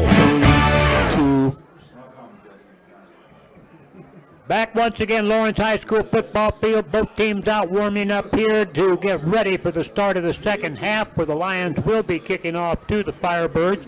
I want to remind everybody that Ameritrust Credit Union, your local full-service financial institution, helps you do more with your money and also make great financial plays for your future. Visit your local Ameritrust Credit Union branch today, federally insured by the NCUA. And I also wanted to mention the Family Psychological Services, because they provide therapy and help, medication management for children, for teenagers, young adults, families, couples, in Douglas County and the entire surrounding area. Great fella that runs that operation. You hear Dr. West on with Joe Becker on a number of occasions, at least once every other week or once every week. You can learn more on their website, drwest.com. That's drwest-.com. And you'll always be able to find great help there if you need a private help with mental health services for your teenager. That's where he specializes. You've got lots of great people there to help you out in many ways. And don't forget to stop by for the Bill Self Mac and Cheese sometime this weekend. Well, tonight after the game, Hank, we're going to be open late because we got late night going on at Allen Fieldhouse, so we're just going to keep everything open really late. So come on by after the game or after late night at the Fog. Or you can have a Hank Booth Burger. Hank Booth Burger, you'll have that available too. Be sure that you do have a designated driver, everybody. Matt always likes to make sure of that too. And Bill Self Mac and Cheese, Hank Booth Burger, or a Brian Haney turkey stack. That's what you'll like. Now the Lions are on the near side here with the home team crowd, as they have been this season, moving back over to this side of the stadium for the home Lawrence Lions. Firebirds are over there on that far side. These stadium seats have filled in a little bit more since the game got started. Oh, yeah. Well, that was something. There's a kickoff here for your third quarter call. And Clint Bowen changed that right away. He just wasn't having any of the fact that our home crowd was over there. He just changed that right away. There was nothing. He had no question. He's like, we're making this change or I'm not coming back to Lawrence High. And so, lo and behold, they made that change. But I was just getting real hot, Hank, so I've got my red shirt on now. I normally come in neutral colors, but being Free State, I picked that, and wow, squib kick to start off the second half, and caught right away by the Firebird right at the 50-yard line. So the Firebirds are going to, I think they were definitely absolutely trying to trick them on that deal, but it didn't work because the Firebirds got the ball on the 49-yard line to start the second half. I'm surprised they'd start out this half with that kind of a short kickoff, with hoping that they might catch the Firebirds thinking about it, but the bottom line is when it works, it's $1 million mistake by the other team. In this case, it didn't, and now they've got it at their own 48-yard line. And that's where we'll be starting off here. Edison, the QB for the Firebirds, Ware in at running back. 3 wide receivers to the far near side, 1 wide receiver to the near. hand off to Ware, pitch back over the other side, coming back the other way, it's a reverse. Up to the 50 to 52, call us. First time all year, 48-yard line. That's where the Firebirds are going to take over, second down and 7. All right, well, again, a good run, really, because he was really tightened in there very quickly by the Lions defense. Got 3 yards. Not the 52, they're on the 48-yard line in Lions territory now. Lions will be defending their territory now for the first time, 11:30 now in this second half. Firebirds have it in the shotgun position. One wide receiver to the far side, one wide receiver to the near. Ware in motion. Ware's got the ball. Hand off quickly and grabbed by the shirt and stopped at. He was stopped at the line of scrimmage, and Kenton Simmons had him by the shirt, but the shirt is not enough to bring down Ware. He picked up 5 yards after he was hit initially by Kenton Simmons. Bringing up 3rd and 3 now. He was actually initially hit for what would have been a loss, but then he got out of the grist of that Lion and got forward for 5 yards more than the original line of scrimmage. Yep, holding Ware by the shirt, I don't think will be a good tactic moving forward. Shotgun position, 2 wide receivers to the near side, 1 to the far. Ball snap, quick handoff, no quarterback keeper. Quarterback goes to the far side, and he's got the first down and then a lot more. Bouncing off lines and way up, the flag on the field, up now to the 24-yard line. We have a Firebird that's very slow going down the field, thinking perhaps this is coming back. That's what's happened here in this ball game so far. The penalties that have stopped good plays like that. Yeah, and they are coming back. Giving the emotion, the sense that this long run is going to be coming back. Face mask. That went clear by down. Lawrence High, so they'll be going the other way now. Oh, no, we're going against the Lions. That's right. I did too. With the Firebirds, but it's incidental, so it's just a 5-yard penalty. But that's going to bring up 1st and 10 from the 21-yard line. We got clear down to the 26, got 5 more yards down to the 21, and it's first down there for the Firebirds on their first drive.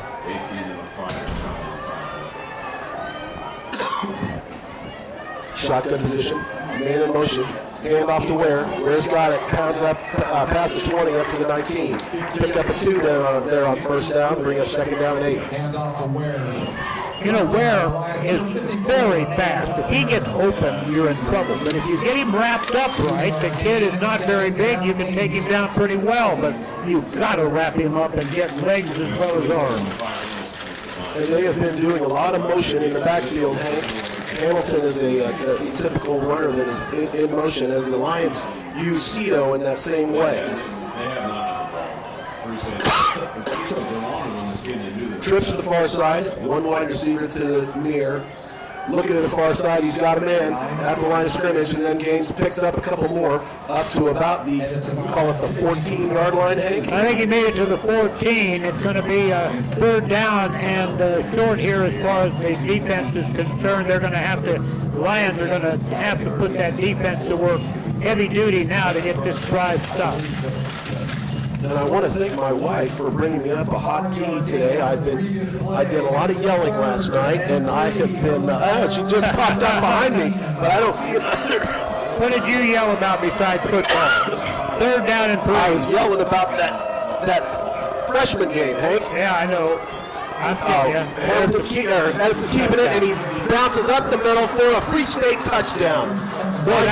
Quarterback keeper for Edison up the middle, and that's going to bring up. They're going to take the lead again as Free State. And they did this at the start of the first half. Edison got that touchdown run from, I guess clear back at the 13-yard line. And when he broke through the line, I said they're not going to get him stopped, because when that big body got moving, he was going to be impossible to start driving forward the way he was. Kick after. And that is good.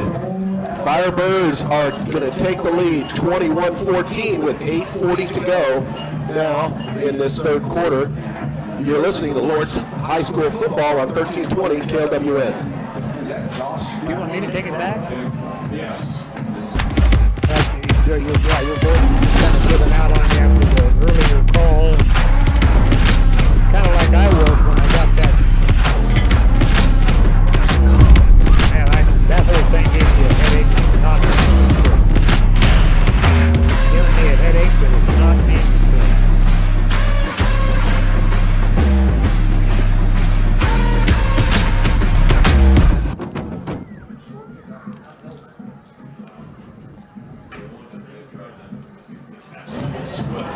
And we're back here at Lawrence High School Stadium, where Lions have just given up a lead now for the second time in this game, and they're going to get the kickoff.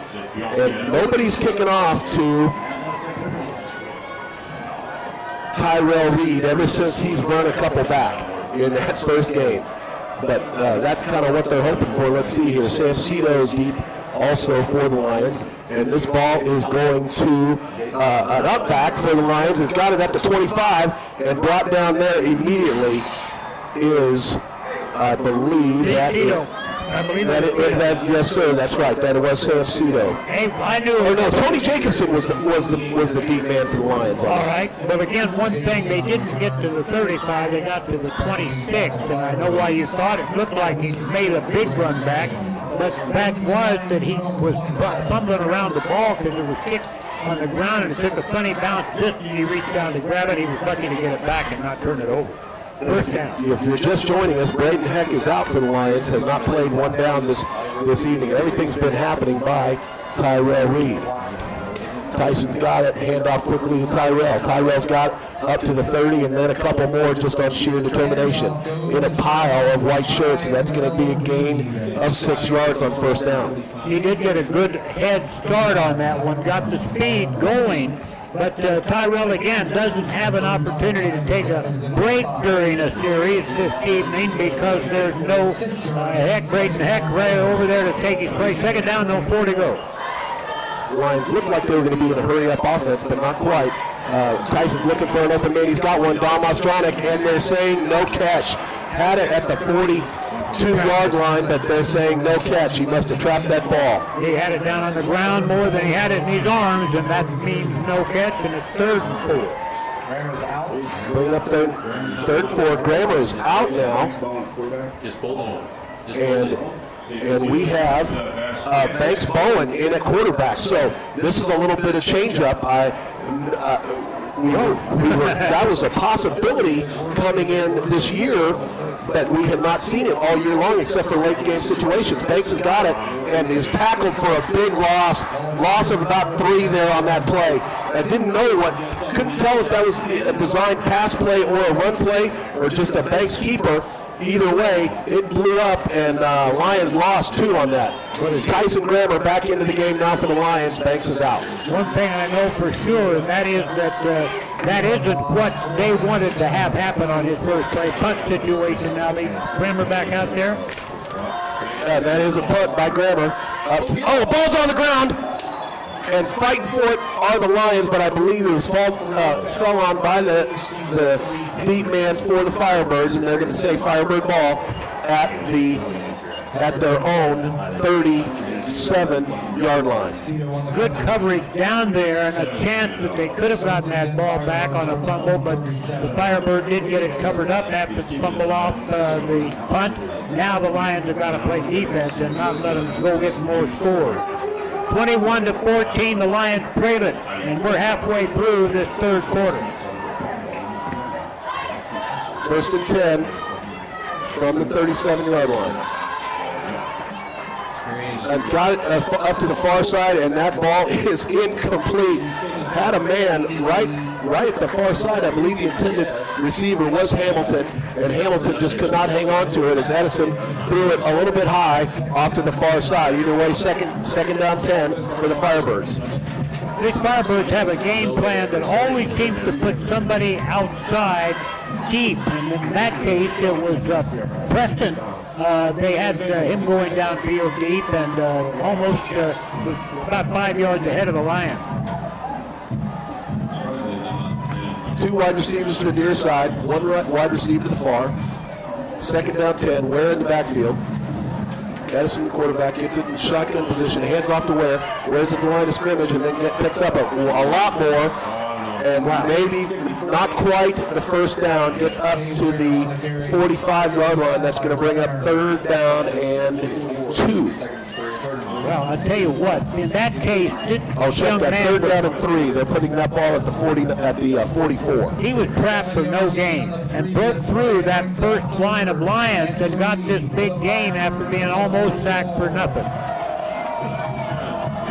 3rd down and 3, 7:14 left to go in this 3rd quarter of play. Free State leading 21-14.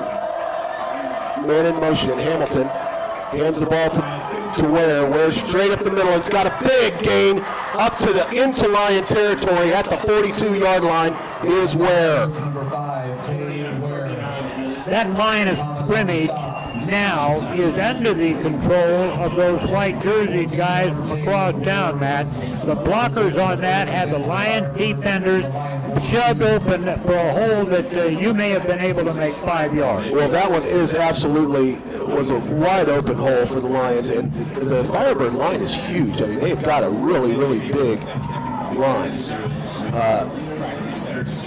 2 wide receivers at near side, man in motion, Hamilton. Hands off again to Ware. No, quarterback keeper up to that side again and does not get back to the line of scrimmage. That's going to be a sack of the quarterback for 2 yards. He faked that handoff to Ware. Ware was sprinting like he would got it, but didn't fool the Lions defense on that other side, and they lose a couple on that. Kenton Simmons, the tackler for the Lions.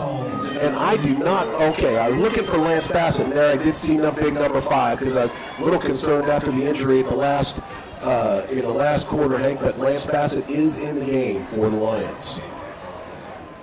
6:07 and clock is running here in the 3rd quarter.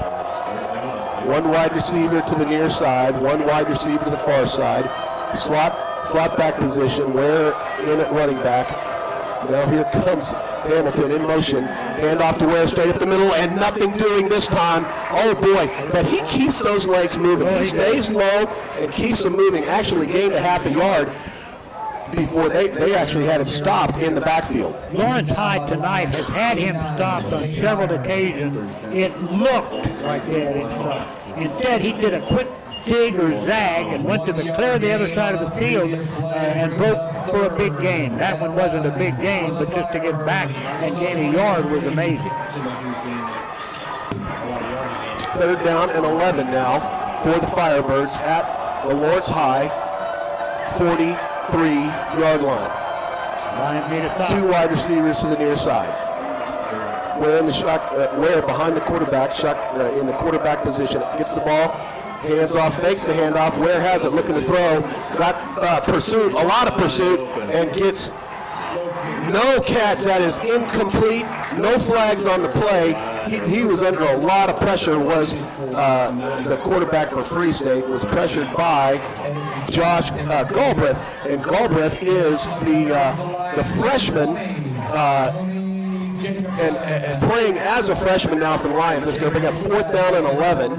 So you like to see Galbraith actually get back there and actually make a big stop there. And he at the very least, put a lot of hurt on that quarterback. I don't see any other freshmen listed as possible players with that name. No, that was Galbraith. Yeah.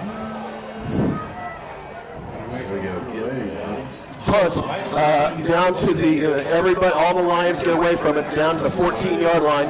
Lions are going to start it there with 4:44 to go left in this 3rd quarter, and Lions trying to get back in this game. Well, they're still in the game, but 14-21, trying to get back that touchdown. Lawrence High School now really needs to make something happen offensively so they don't have to hit that clock with only a part of a quarter left in the game. They need to be able to move the ball, keep the ball moving, and get this game tied so they get a chance to take a lead back once again. Lions went down 7-0, got it tied, went up 14-7. Firebirds tied it. Now the Firebirds are up 21-14. Grammer shotgun. Tyson rolls out to the near side. Banks is in the game. Banks blowing it back in the game. Goes up to their own 29-yard line. Is that where they're? It looks like it's about the 29, maybe the 28. Well, that's what we thought. That That's what it looked like to me. But now, either way, it's a first down, and they're going to put that ball on the 28-yard line. So, nice play by Banks. Had me confused there a little bit, but that's what their intent was on that one. 14-yard pickup on the play for Banks Bowen. Banks has the ball again. He's still in there, quarterback, and he's got the wrong shoes on because he was looking for a man, looking to throw the ball, and slips on the ground, and that's going to be a loss of well over 5 yards on that play, bringing up second down and 16, looks like. Well, the guy from the guy that was opposed to him there, the Firebird, jumped on top of him, but just to make sure he stayed down. But he was down because his feet just went out from under him before anybody touched it. Grammer is in now for the Lions. I don't know if I see number 4 out there. Is Banks out there? Not that I can see. Grammer at quarterback. Lions in tight formation. Ostronic in motion. Grammer looking to throw. He's got a man, and he's got the catch.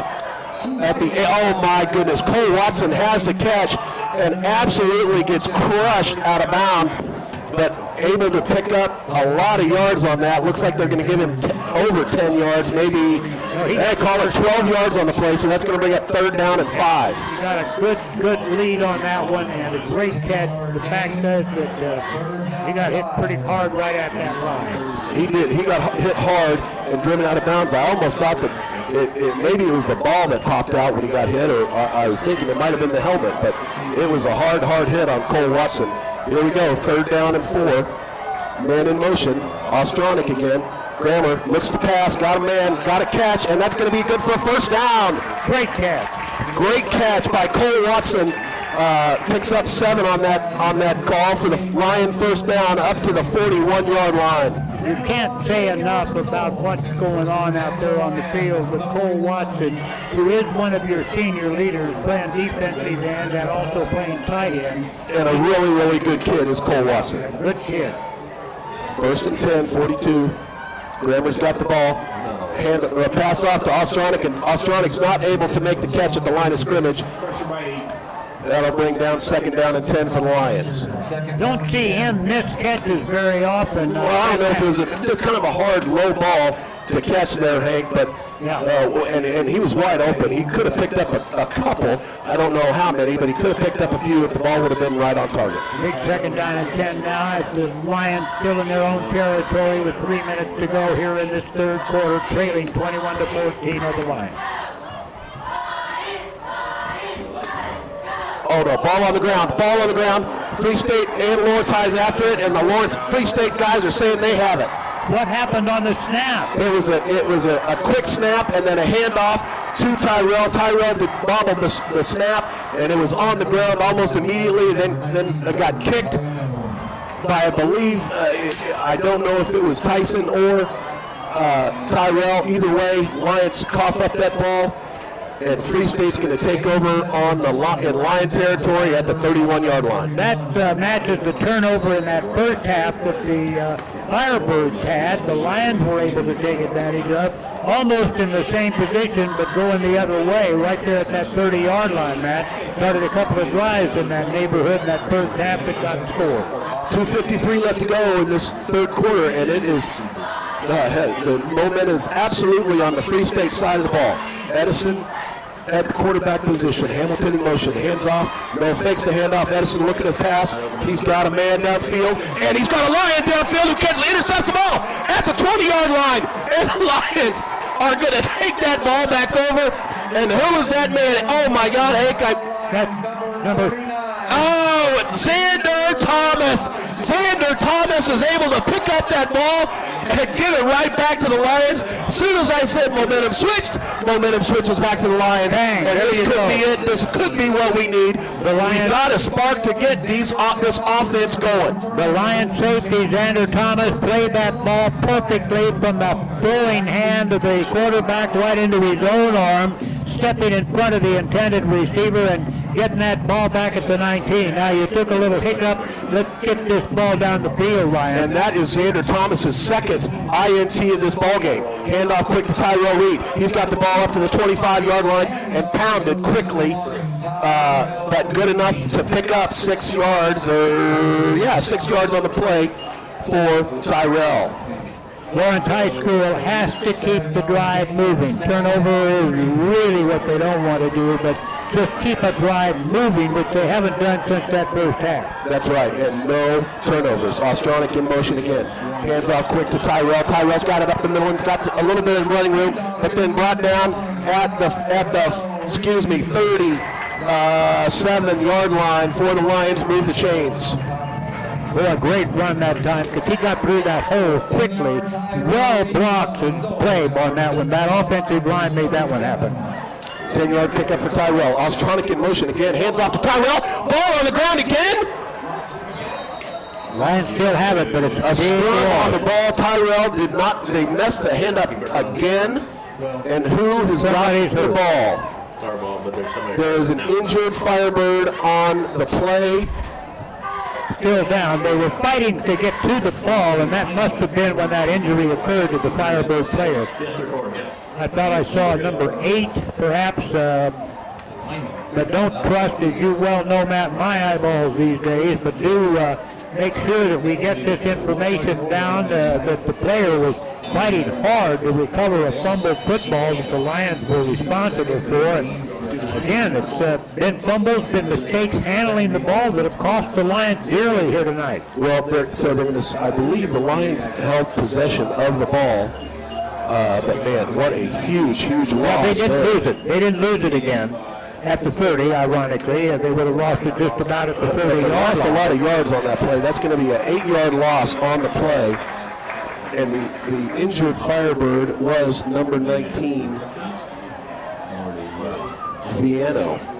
Gordon Viano, and is getting up and walking off under his own power. But they were worried about him there for a second. But Gordon is up and walking off the field. The linebacker out there, Gordon Biano, is a 6 foot, 220-pound senior.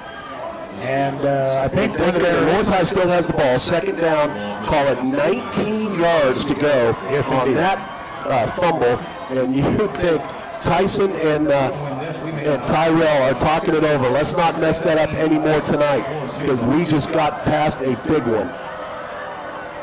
2nd and 19. Grammer's got the ball, looking to pass. He's got a blocker, and oh my God, ball's out again. Tyrell has picked up the ball, and they're going to tackle him in the end zone for a safety. My gosh, what? I mean, the turn of events here for the Lions has been absolutely devastating. He should have just fallen. I think they may have put it down at the 1 yard line. They did not give him a safety. They did not give him a safety. I saw that. So but it's going to be 3rd down and a long ways to go, and they're at the 1 yard line. That may be the longest 3rd down play I've ever seen. They have to get 49 yards to the 46 yards to the 48-7 yard line. Hands off the ball again, straight up the middle, and able to pick up a few to get a little bit of breathing room, but they are absolutely going to pump this ball away and try to get it away about as far as they possibly can. And I don't know if you call this luck, Hank, or not. I mean, luck that it's not a safety, but the Lions defense is going to have to come up big now. They did not come up with that big offensive play that they're used to seeing. Instead, they had mistakes. We're almost done with the 3rd quarter. Here comes the punt, and the punt is away, and it looks like a pretty decent one. It's going to take a Free State bounce, and the Lions will stop it right there. Sam Cito's got it in Lion territory at the 46 yard line. So, 18 seconds left to go in this 3rd quarter.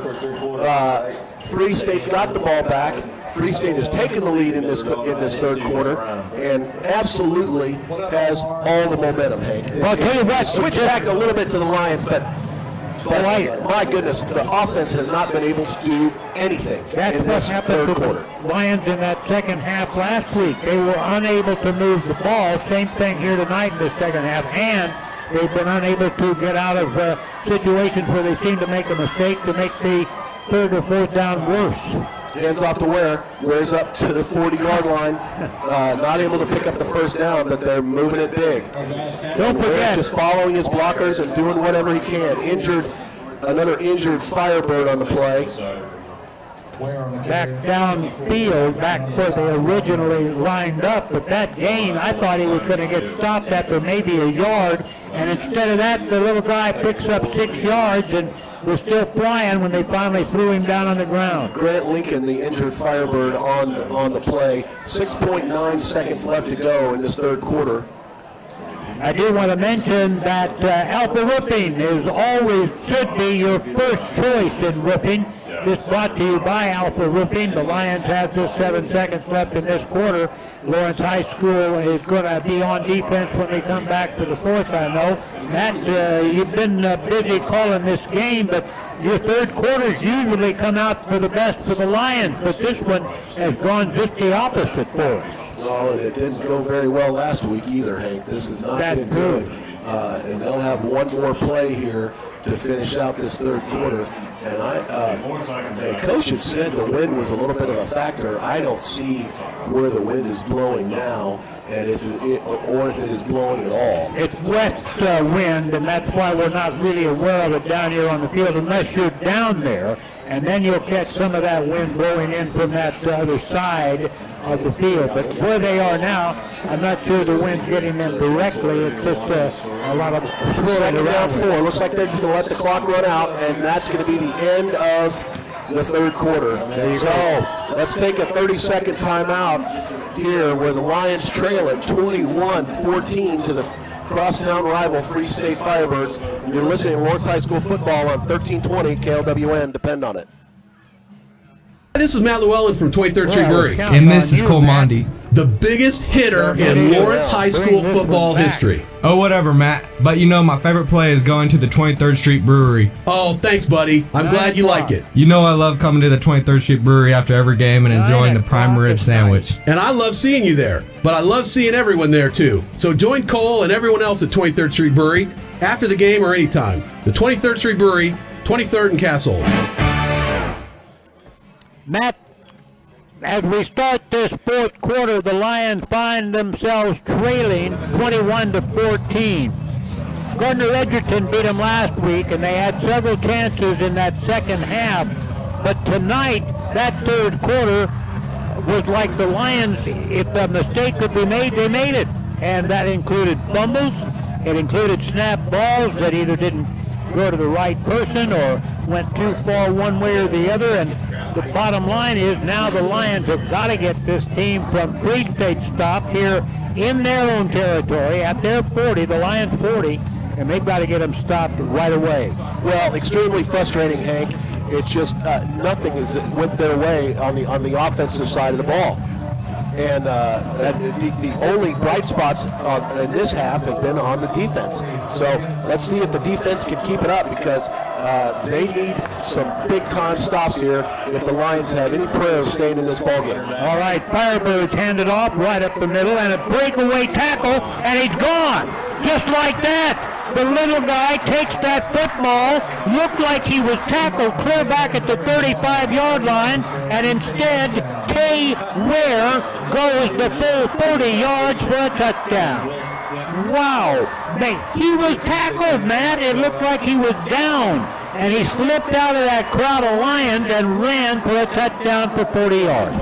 Well, and I think, he reminds me of J.D. Woods, is where it does, because he's a small, stocky guy, but man, he has got some power, and there is the kick, and it's up, and it's good. It's good, and now that score has doubled on the Lions. 28, just under 12 minutes to go in this game. The Lions have to get the touchdown on this next drive they get. It's 28-14. They're 2 touchdowns down with a quarter to go. We'll be back to call it for you after this 30-second timeout.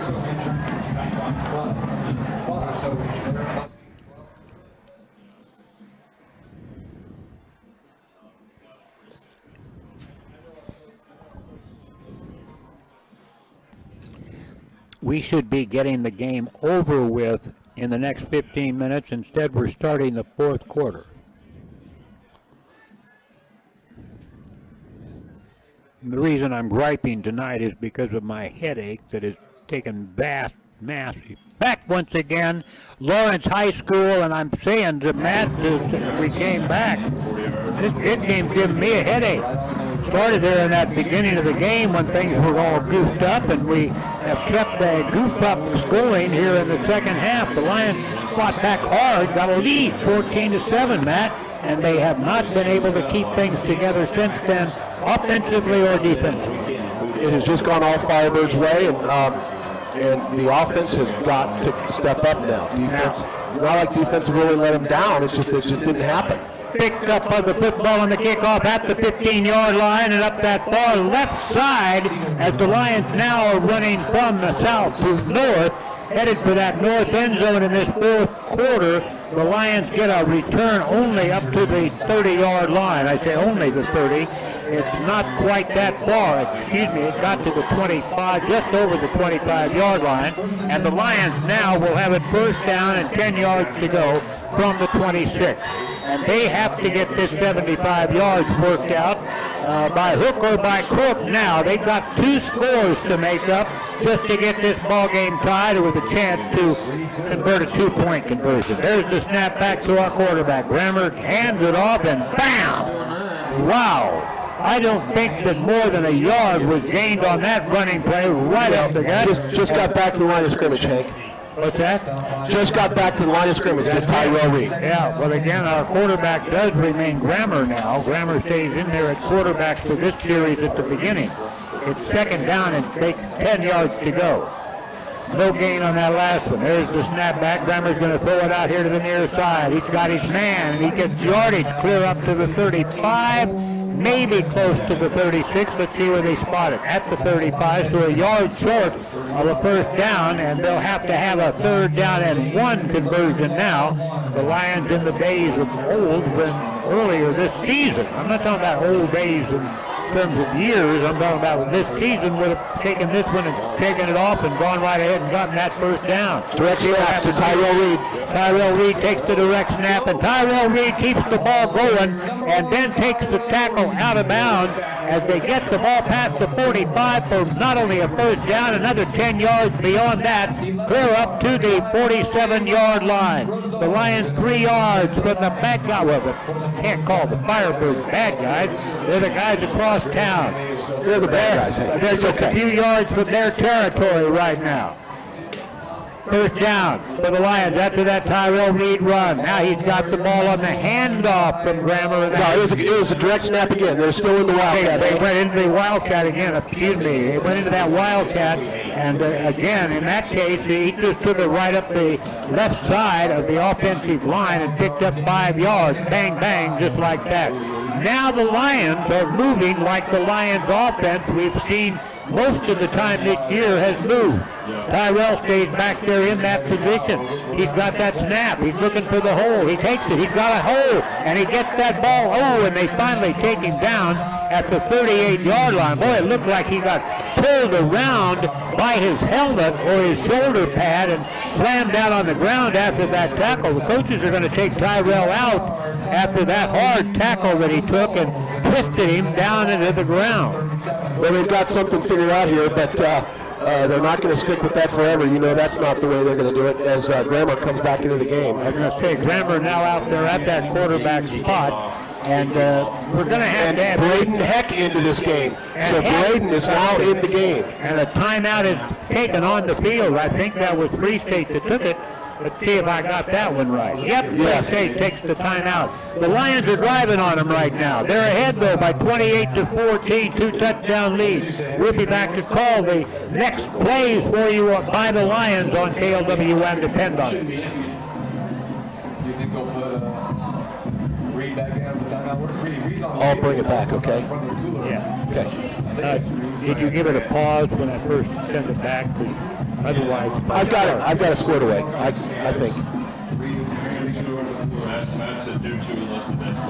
we haven't seen Mason Mosman make any tackles or make any catches tonight. Where's he been?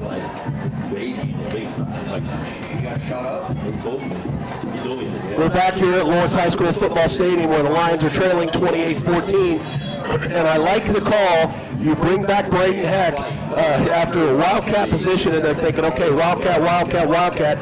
Now you bring back in Tyson Grammer, and you bring in Braden Heck, which they probably weren't expecting at all. So the Firebirds, there's some confusion. They call a timeout to talk things over. Let's see what happens here, Hank. 9:37 to go in this game.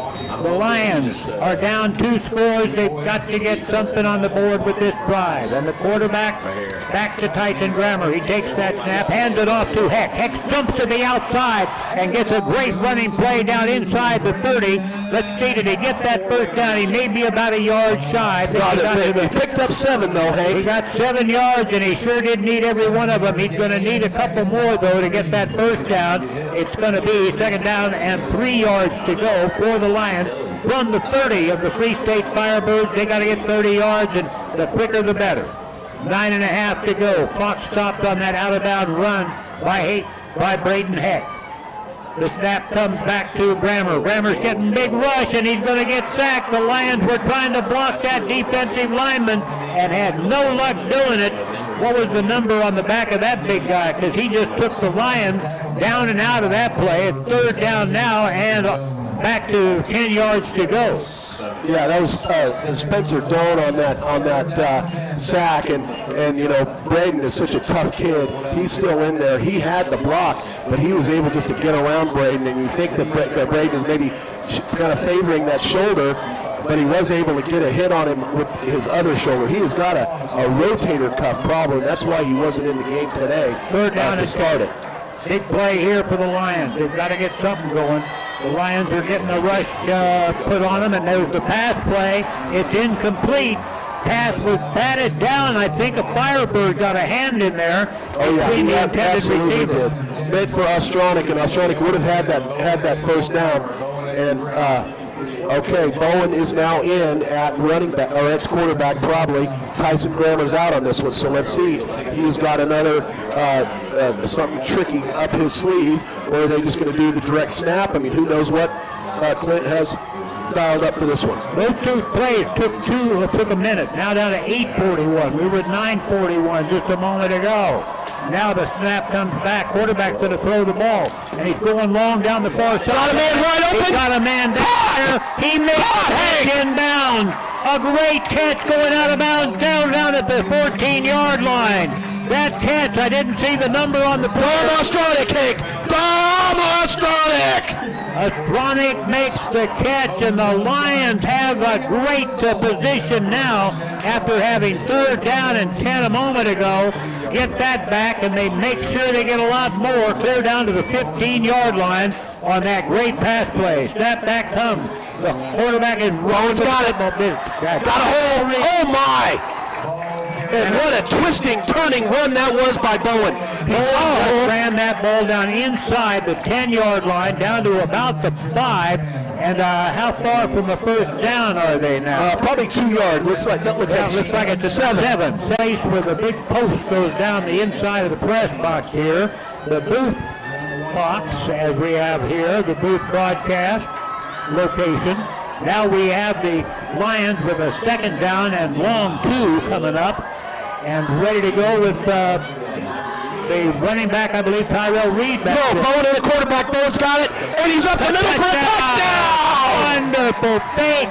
My gosh, he took that fake over to Heck, and 3 or 4 white jerseys were chasing Heck for the end zone around the far side, and little Bowen took off right up the middle, and nobody touched him. He made a great play on that one.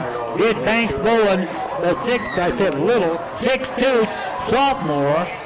And now the try, and a very important try for an extra point here. The Lions need to draw this down to 1 touchdown. With this kick, they can get there. There's the snap. Ball is dropped. Now the quarterback has it taken away.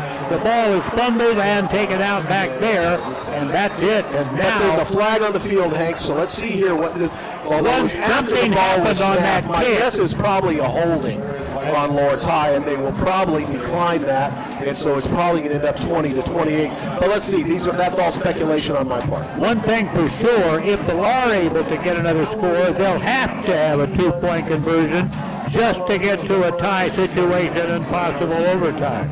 Right now, it seemed like that snap was a little bit low, didn't it, Matt? It was, and it was bobbled there on the ground. Did you see the white hat call, Hank? Yeah, but I'm watching it. Waving off the flag. Waving off the flag. So Flag is that's what waved it's off. going to stand at. 7:45 left to go. Lions trail at 20-28, but have a little bit of momentum here, Hank, and let's see. Lawrence High did drive down and get a touchdown here in this fourth quarter, and that's important because they haven't seen that part of the field in an end zone this half. We'll be back with the upcoming kickoff on KLWN in 30 seconds.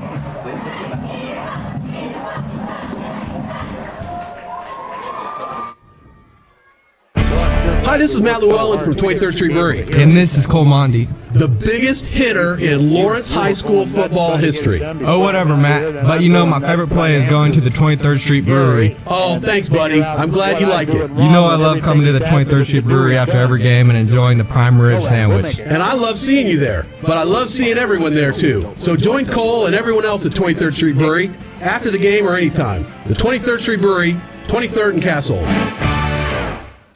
Will the Lions try an onside kick with 7:45 to go? Nope, he boots it hard, boots it away, gets it down to the 19, taken in there by a Firebird, and that Firebird is met head on at the 31-yard line by one of those Lions defenders on the kickoff team. But a good return from the 19, a fairly short kick. I think they were thinking it might not be caught by anybody and then take a good roll, but it didn't. It's taken at the 19 and run back to the 32-yard line by that Firebird. Did you catch a number on the guy who ran it back? No, Hank, I didn't. All right. I was texting our engineer Cole back there. All right, we've got a first down now for the Firebirds, and the Lions simply have to play strong, hard football now to get that ball back. The defense has got to come up with some big play. First down and 10 at the 32 after the Lions touchdown. Pass out, way out to the right side, and a big gain made for another big first down pickup on that first down Not throw. quite. 9 yards pickup on the play, Hank. He didn't get quite to the first down there. It made a 9-yard pickup. Thanks for your eyes on that with the binoculars. I'm glad. But the Lions know they've got to get this back. They've got to get something happening on their defense to get the ball away from the Firebirds. They have a chance. Now the quarterback waiting for that snap. Now he's got it, pitches and hands it off right up the middle again to the sneaky little running back who sneaks his way forward to the 45, 4-yard pickup, and that makes first down. No question about it, first down. And Lawrence High School defense can't keep letting big gaping holes open up for the running backs of the Firebirds or for their quarterback. They're giving up big chunks of ground. There's no question about that. Looks like a timeout's been called. We've got another injured player. There's another injured Firebird. We've had at least 3 injured Firebirds down here in this half, I believe. That's Ware that's down in there the now. first So half. this will be the first time that we have not seen Ware in the game because he'll absolutely have to come out for this next That's Ware play. that's down. But he's down, and he looks like he's really down. He's taken a beating in this game. Let's go ahead and take, we're going to keep it right here. Matt, we have so many things that are happening in this ball game that we should make sure and we're watching Ware, because that kid would be a very huge loss if something happened in that play that cost him a major injury, because he is on his back and now getting up. Good to see that. He raised up to be a sitting position, and we're calling this information for all you Firebird fans out there who are listening into our broadcast tonight and watching this on our friends that are bringing you the visual part of this ball game here tonight. Our thanks to those guys for giving us that camera work out there. And Tay Ware is giving a little run on it as he heads to the sideline. I don't think they're going to put him back in this ball Well, game. he's heading to the huddle, but there's no way. I mean, he has to come out for at least one play. I asked who his backup was, and he said, I don't think they have one. He plays all the way through. But I right actually, now, I don't think that was my answer, Hank. I told you Dylan Farrell. well, we have another guy out there now. We'll Right, find out Dylan who it is. Farrell. There we go. Now we've got it. I've got it. First down and 10 on that running play to the 45-yard line. They've got to get the Firebird stopped if they have a chance. The Lions know it. They've got to get it done on 1st and 10 from their own 45. Firebird quarterback takes the snap. Wesley Edison hands that ball off on the far outside, and a big bump out of bounds over there.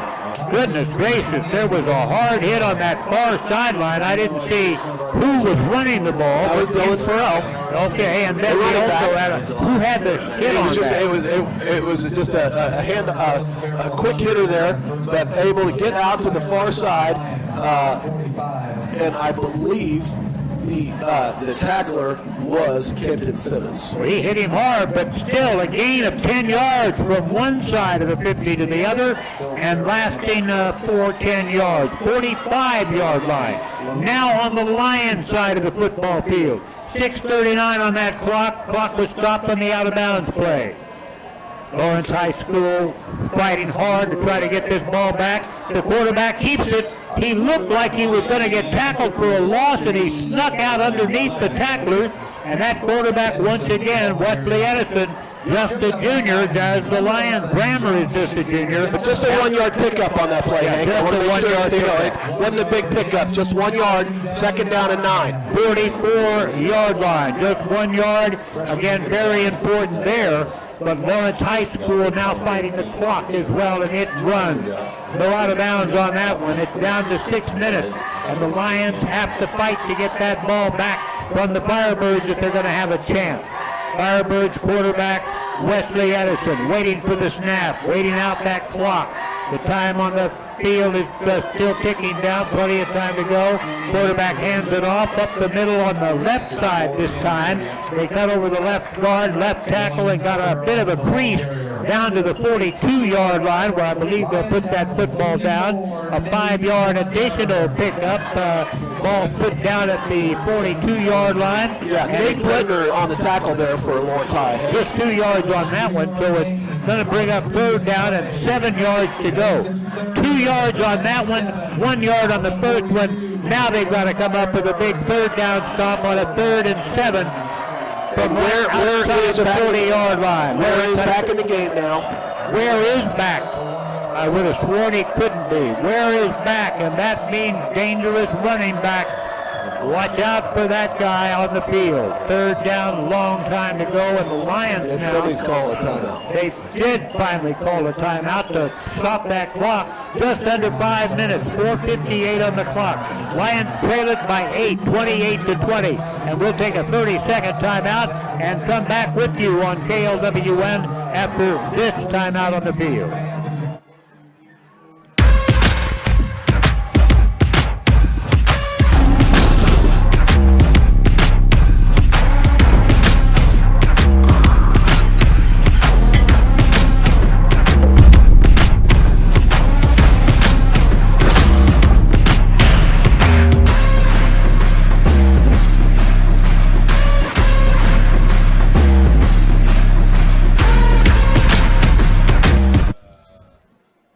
Well, it's pretty simple. The Lions have got to stop the Firebirds and get the ball back and then move it themselves for a 2nd drive in a row, something they haven't been able to do tonight. Held down to 2 touchdowns in the first half, nothing in the 3rd quarter, and now the Firebirds with an 8-point lead driving on the Lions defense. Quarterback back in the pocket, wants to throw it, but he's going to be sacked. Clear back at the 50-yard line. A great sack job on that one for an 11 to make that 13-yard loss. And Tucker Corbin, the man on that, and just absolutely blew through there. Tate Meyer also getting back there in the backfield, but great job by the Lions D, able to stop him. And the clock. Oh, and a chop. They're calling a chop block by Free State, so they will probably decline that penalty, I would imagine. I'm not sure if I'm at 40 or 25 here. They had that penalty, and now they're Yeah, that's declined, so it'll be fourth down, and Fourth down at a bunch, about 13 yards. Well, I'm sorry, I thought they put that ball down past the 50-yard line, but they didn't. They're going to give him to the 49 on that. After he was tackled, it looked like he was tackled at the other side of the 50, but it's now 4th and 14 after the loss of the yardage they picked up and about 6 more yards. So Lawrence High School, a big sack on that one. Now they've got to stop this Firebird team on this 4th down. Are they going to go ahead and punt it? They're letting the clock run down. They can let another 20 seconds run off the clock before they call a play. The Lions are not using a timeout. That's got to be tempting. Now the punt team they've starts got to 3 come out. left. They want to keep those 3 till the very, very end. It looks like, I don't know if they're going to call it. 5 seconds on the play clock. Looks like they're getting up there and they're going to do something. They used that last timeout now because it looks like that's what they've just done. They've taken no timeout. Did they just let the clock run out? Yeah, they did. Yeah. So they Delay of called game. delay of the game there, Hank. Yeah, and those seconds certainly matter to Lawrence High fans, but they let the clock run down to 4:07. The 10 became a delay of game, and 5 yards really doesn't mean much because they're going to punt it and try to get it well down deep into their Lions territory. Well, after making the entrance to the Lions castle down here, they were unable to keep that drive going. Boy, they got quick there. They were quick, and they're going to rush this punter. They're going to see if they can't get to this punter right now. They're going to try. He's got one side coming from the side. No way to get stopped, though. No, Punt is got it made. quick. Picked up at the 20-yard line. Circling now over to the right to this near side. Now he's tackled and down at the 23-yard line. But a good job of grabbing that ball, trying to get to the outside. A better job on that defensive player coming down the field who doesn't let him get by him. Now the Lions have it very simply. It's going to be a first down at the 25-yard line or 24-yard line, excuse me. And the Lions have to go down the length of the field, score a touchdown, and somehow maybe make a 2-point conversion to get this ball game tied and maybe into an overtime of some kind. Grammar quarterback and Tyrell Reed at running back, Hank. Tyrell Reed running back, and Lawrence High School will take this snap and see how they do with it. Back in the pocket, goes to the quarterback, and he's got a man over the middle who takes that on the fly and gets good yardage at the 30-yard line. Cole Watson, the receiver, Hank.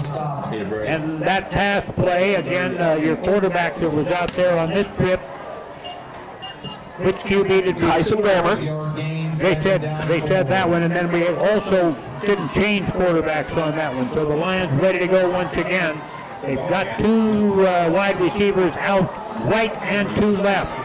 Quarterback ready for the snap. And the quick pass to the outside taken, and the Lions trying to get him up the sideline, but he is knocked out of bounds after very little gain. We're going to call that no gain on the play. No gain. 3rd down coming up and 4 yards to go. The Lions do stop the clock on those plays, but now they used one of their timeouts because they're gathered around the Clint Bowen down there on the field. And Clint Bowen talking to his team, so a timeout must have been taken on that, and Lawrence High School called it. Let's keep it right here, Matt. The Lions had a couple of quick outside pass plays. Banks Bowen in the game. What's that? Banks Bowen is in the game. Tyson Grammer is out. Has come into the game for that quarterback spot with what is now going to be a 3rd down and 4 yards to go. And they did not mark off a timeout against either team. Maybe just not come off the board yet. Lawrence High School has a 3rd down and a long 4 yards to go to keep this drive going. Bowen, the quarterback, puts a man in motion going left now. We've got a timeout called. The Lions do call a timeout after all of that. Did we have an injured player that we just didn't see after that last play, Matt? No. I didn't see any injured players, but they did not give the Lions a timeout until now. Now they have 2 timeouts left. The Firebirds don't care about a timeout right now because they've only got 1 left, but Lawrence High will see theirs as they just used one of them right there. Lawrence High is behind by 8 points with 3 minutes and 42 seconds to go. Can these kids pull off a miracle, get the touchdown and a 2-point conversion to get the game tied? That's what they have to do to have a chance, any chance to win the ball game. Right now, this team from Lawrence High is 4-2. 70 yards away, 3:42 to get there, Hank. Yep, got plenty of time to get down the field if you run the plays and run them well. Now we're going to have that single back. Well, I guess Bowen's going over there too. Bowen's back there, and his running back is number 1. And now let's see what we can get going. The Lions need a big 4. Handoff goes to number 1, and he's got the first down and a few yards more.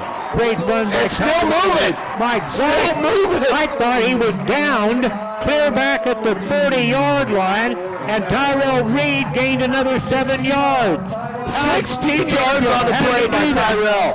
He got to the 46. That's where I thought he was tackled at the 40. It's first down. Lions go hurry up. 2 receivers out left, 1 out right. Tyrell gets it right up the middle. He's got about 7 yards that way, and maybe 8. Yeah, they're going to give him 8 yards on it, Hank. He gave And him 8. they're in a hurry-up mode right now. The Lions hurrying is all, that's for sure. It's second down and 2 yards to go for LHF. Looking to this sideline for the coaches to flag on the field, Hank. We get another timeout. That might be a sideline warning on Free State. Sideline warning, get back, guys, you're too close.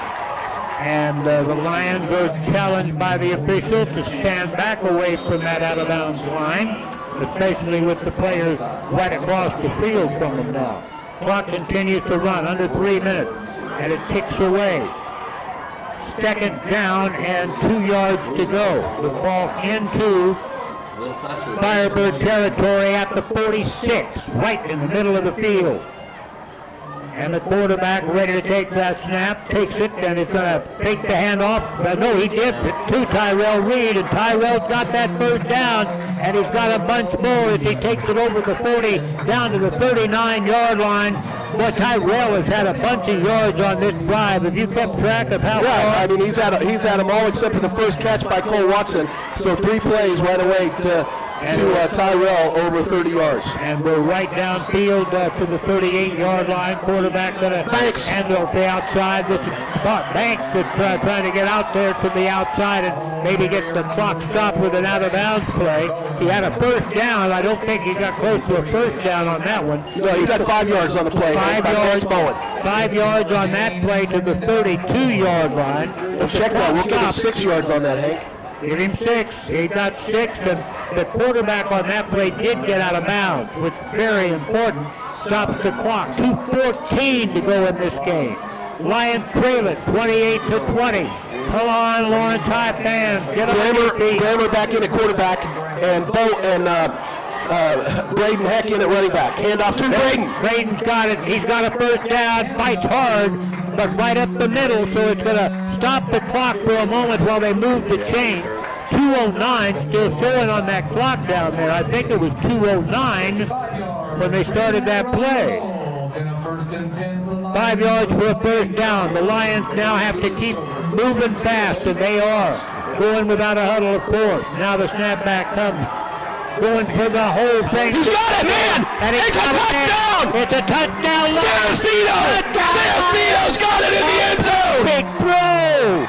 A perfect throw in the end zone to Cito, who got 5 yards ahead of his defender. And the Lions now, with the situation very simple. You've got to get a 2-point conversion. Timeout, Free State. Timeout on the field. Lawrence High School will have that touchdown on the board. Their coach, Clint Bowen, going out to talk to one of the officials about something. Now they're coming back down the field this way. Timeout taken by Firebirds, and I don't think anything happened to change that. With 28-26 on your scoreboard, no one has changed that or asked it to be changed from the field. So the touchdown will count.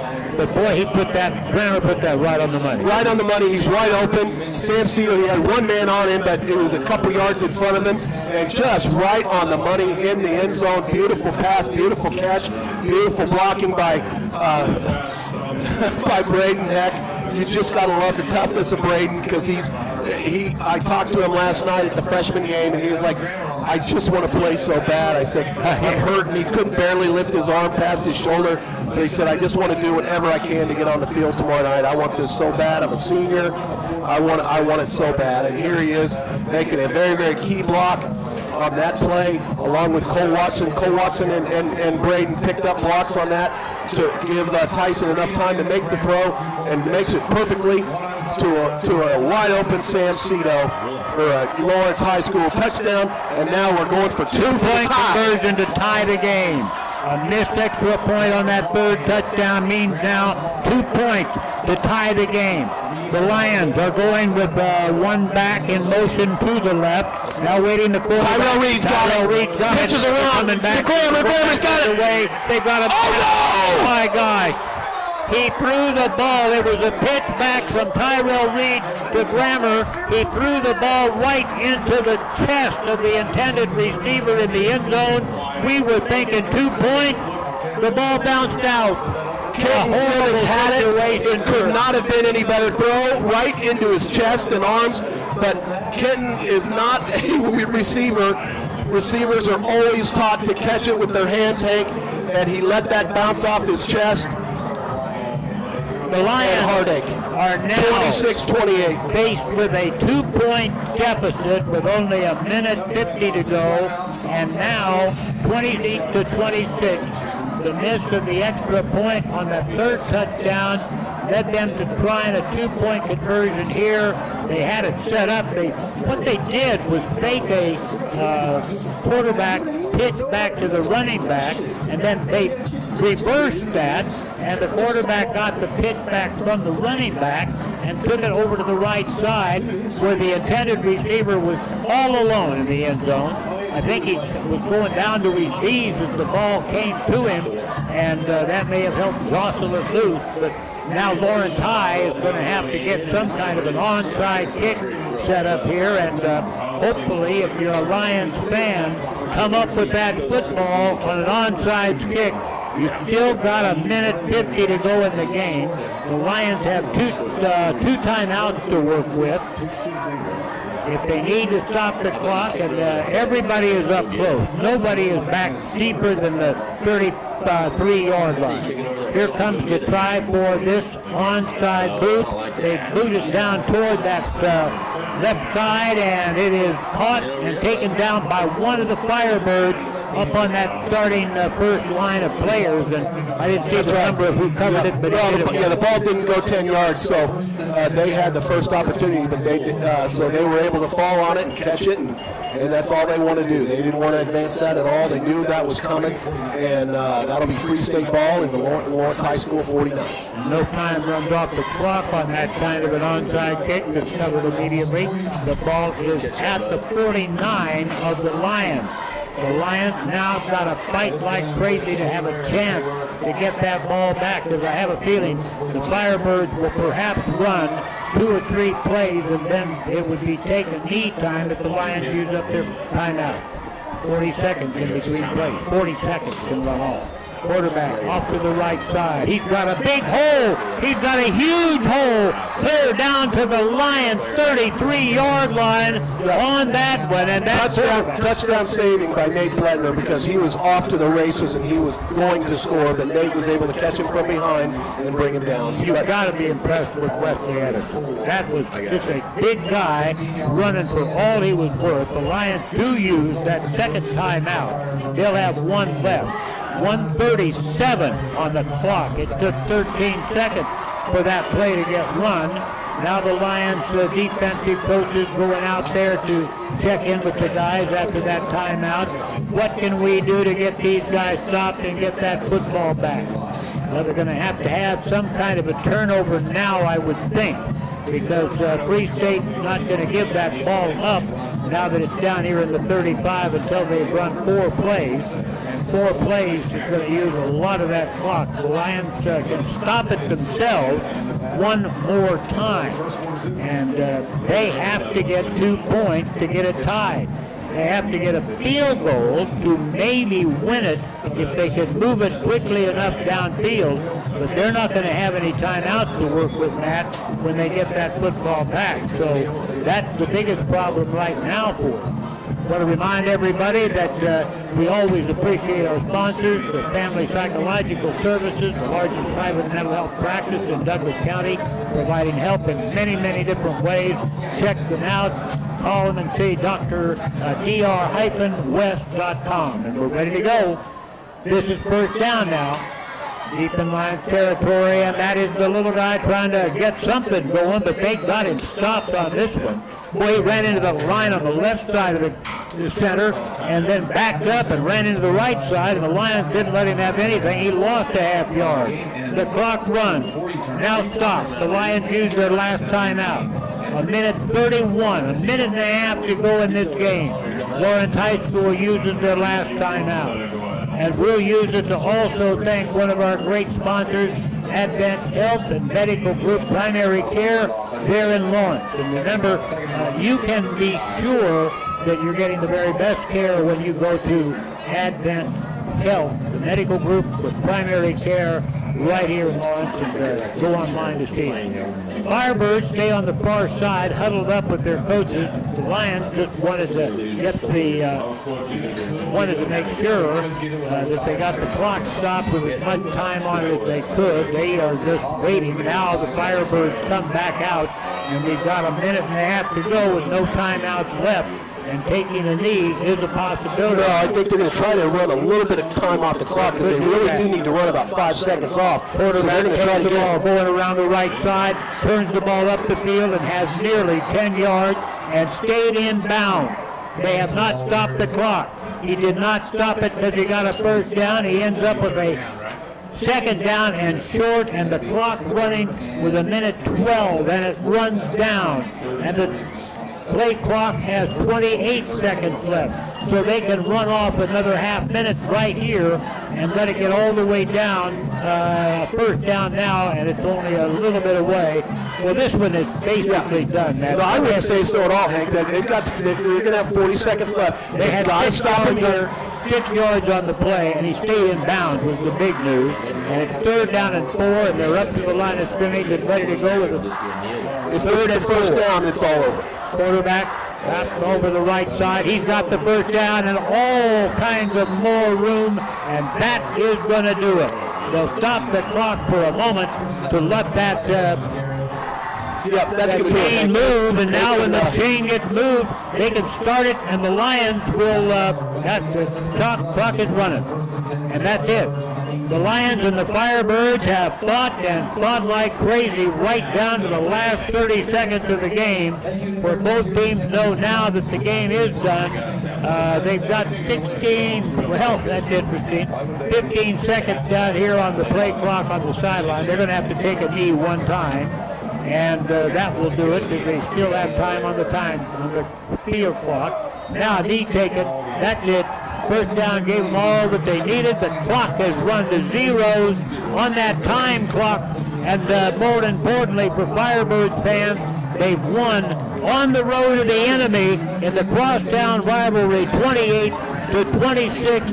The Firebirds a couple of weeks ago taken to be a team that might not be able to win a game or maybe just 1 or 2 games, has now won 3 games in a row. They are 4-3, and the Lawrence Lions now are 4-2, and it's going to be a long way that we have to go for the Lions and these Firebirds to be able to be main players in the playoffs if they're able to get there. Matt, your thoughts? Well, my thoughts are I'm a little irritated at what's going on in the field right now. And I grant it, the Free State fans are excited. They won here. They won the city showdown. And hats off to them. Absolutely. But it's you just don't there's stuff going on down the field now that I don't think is very sportsmanlike, and I'm sorry, the fans ran out onto the field. The Fans around the field, they're high meet their fiving. teammates, the teammates of the three-state team.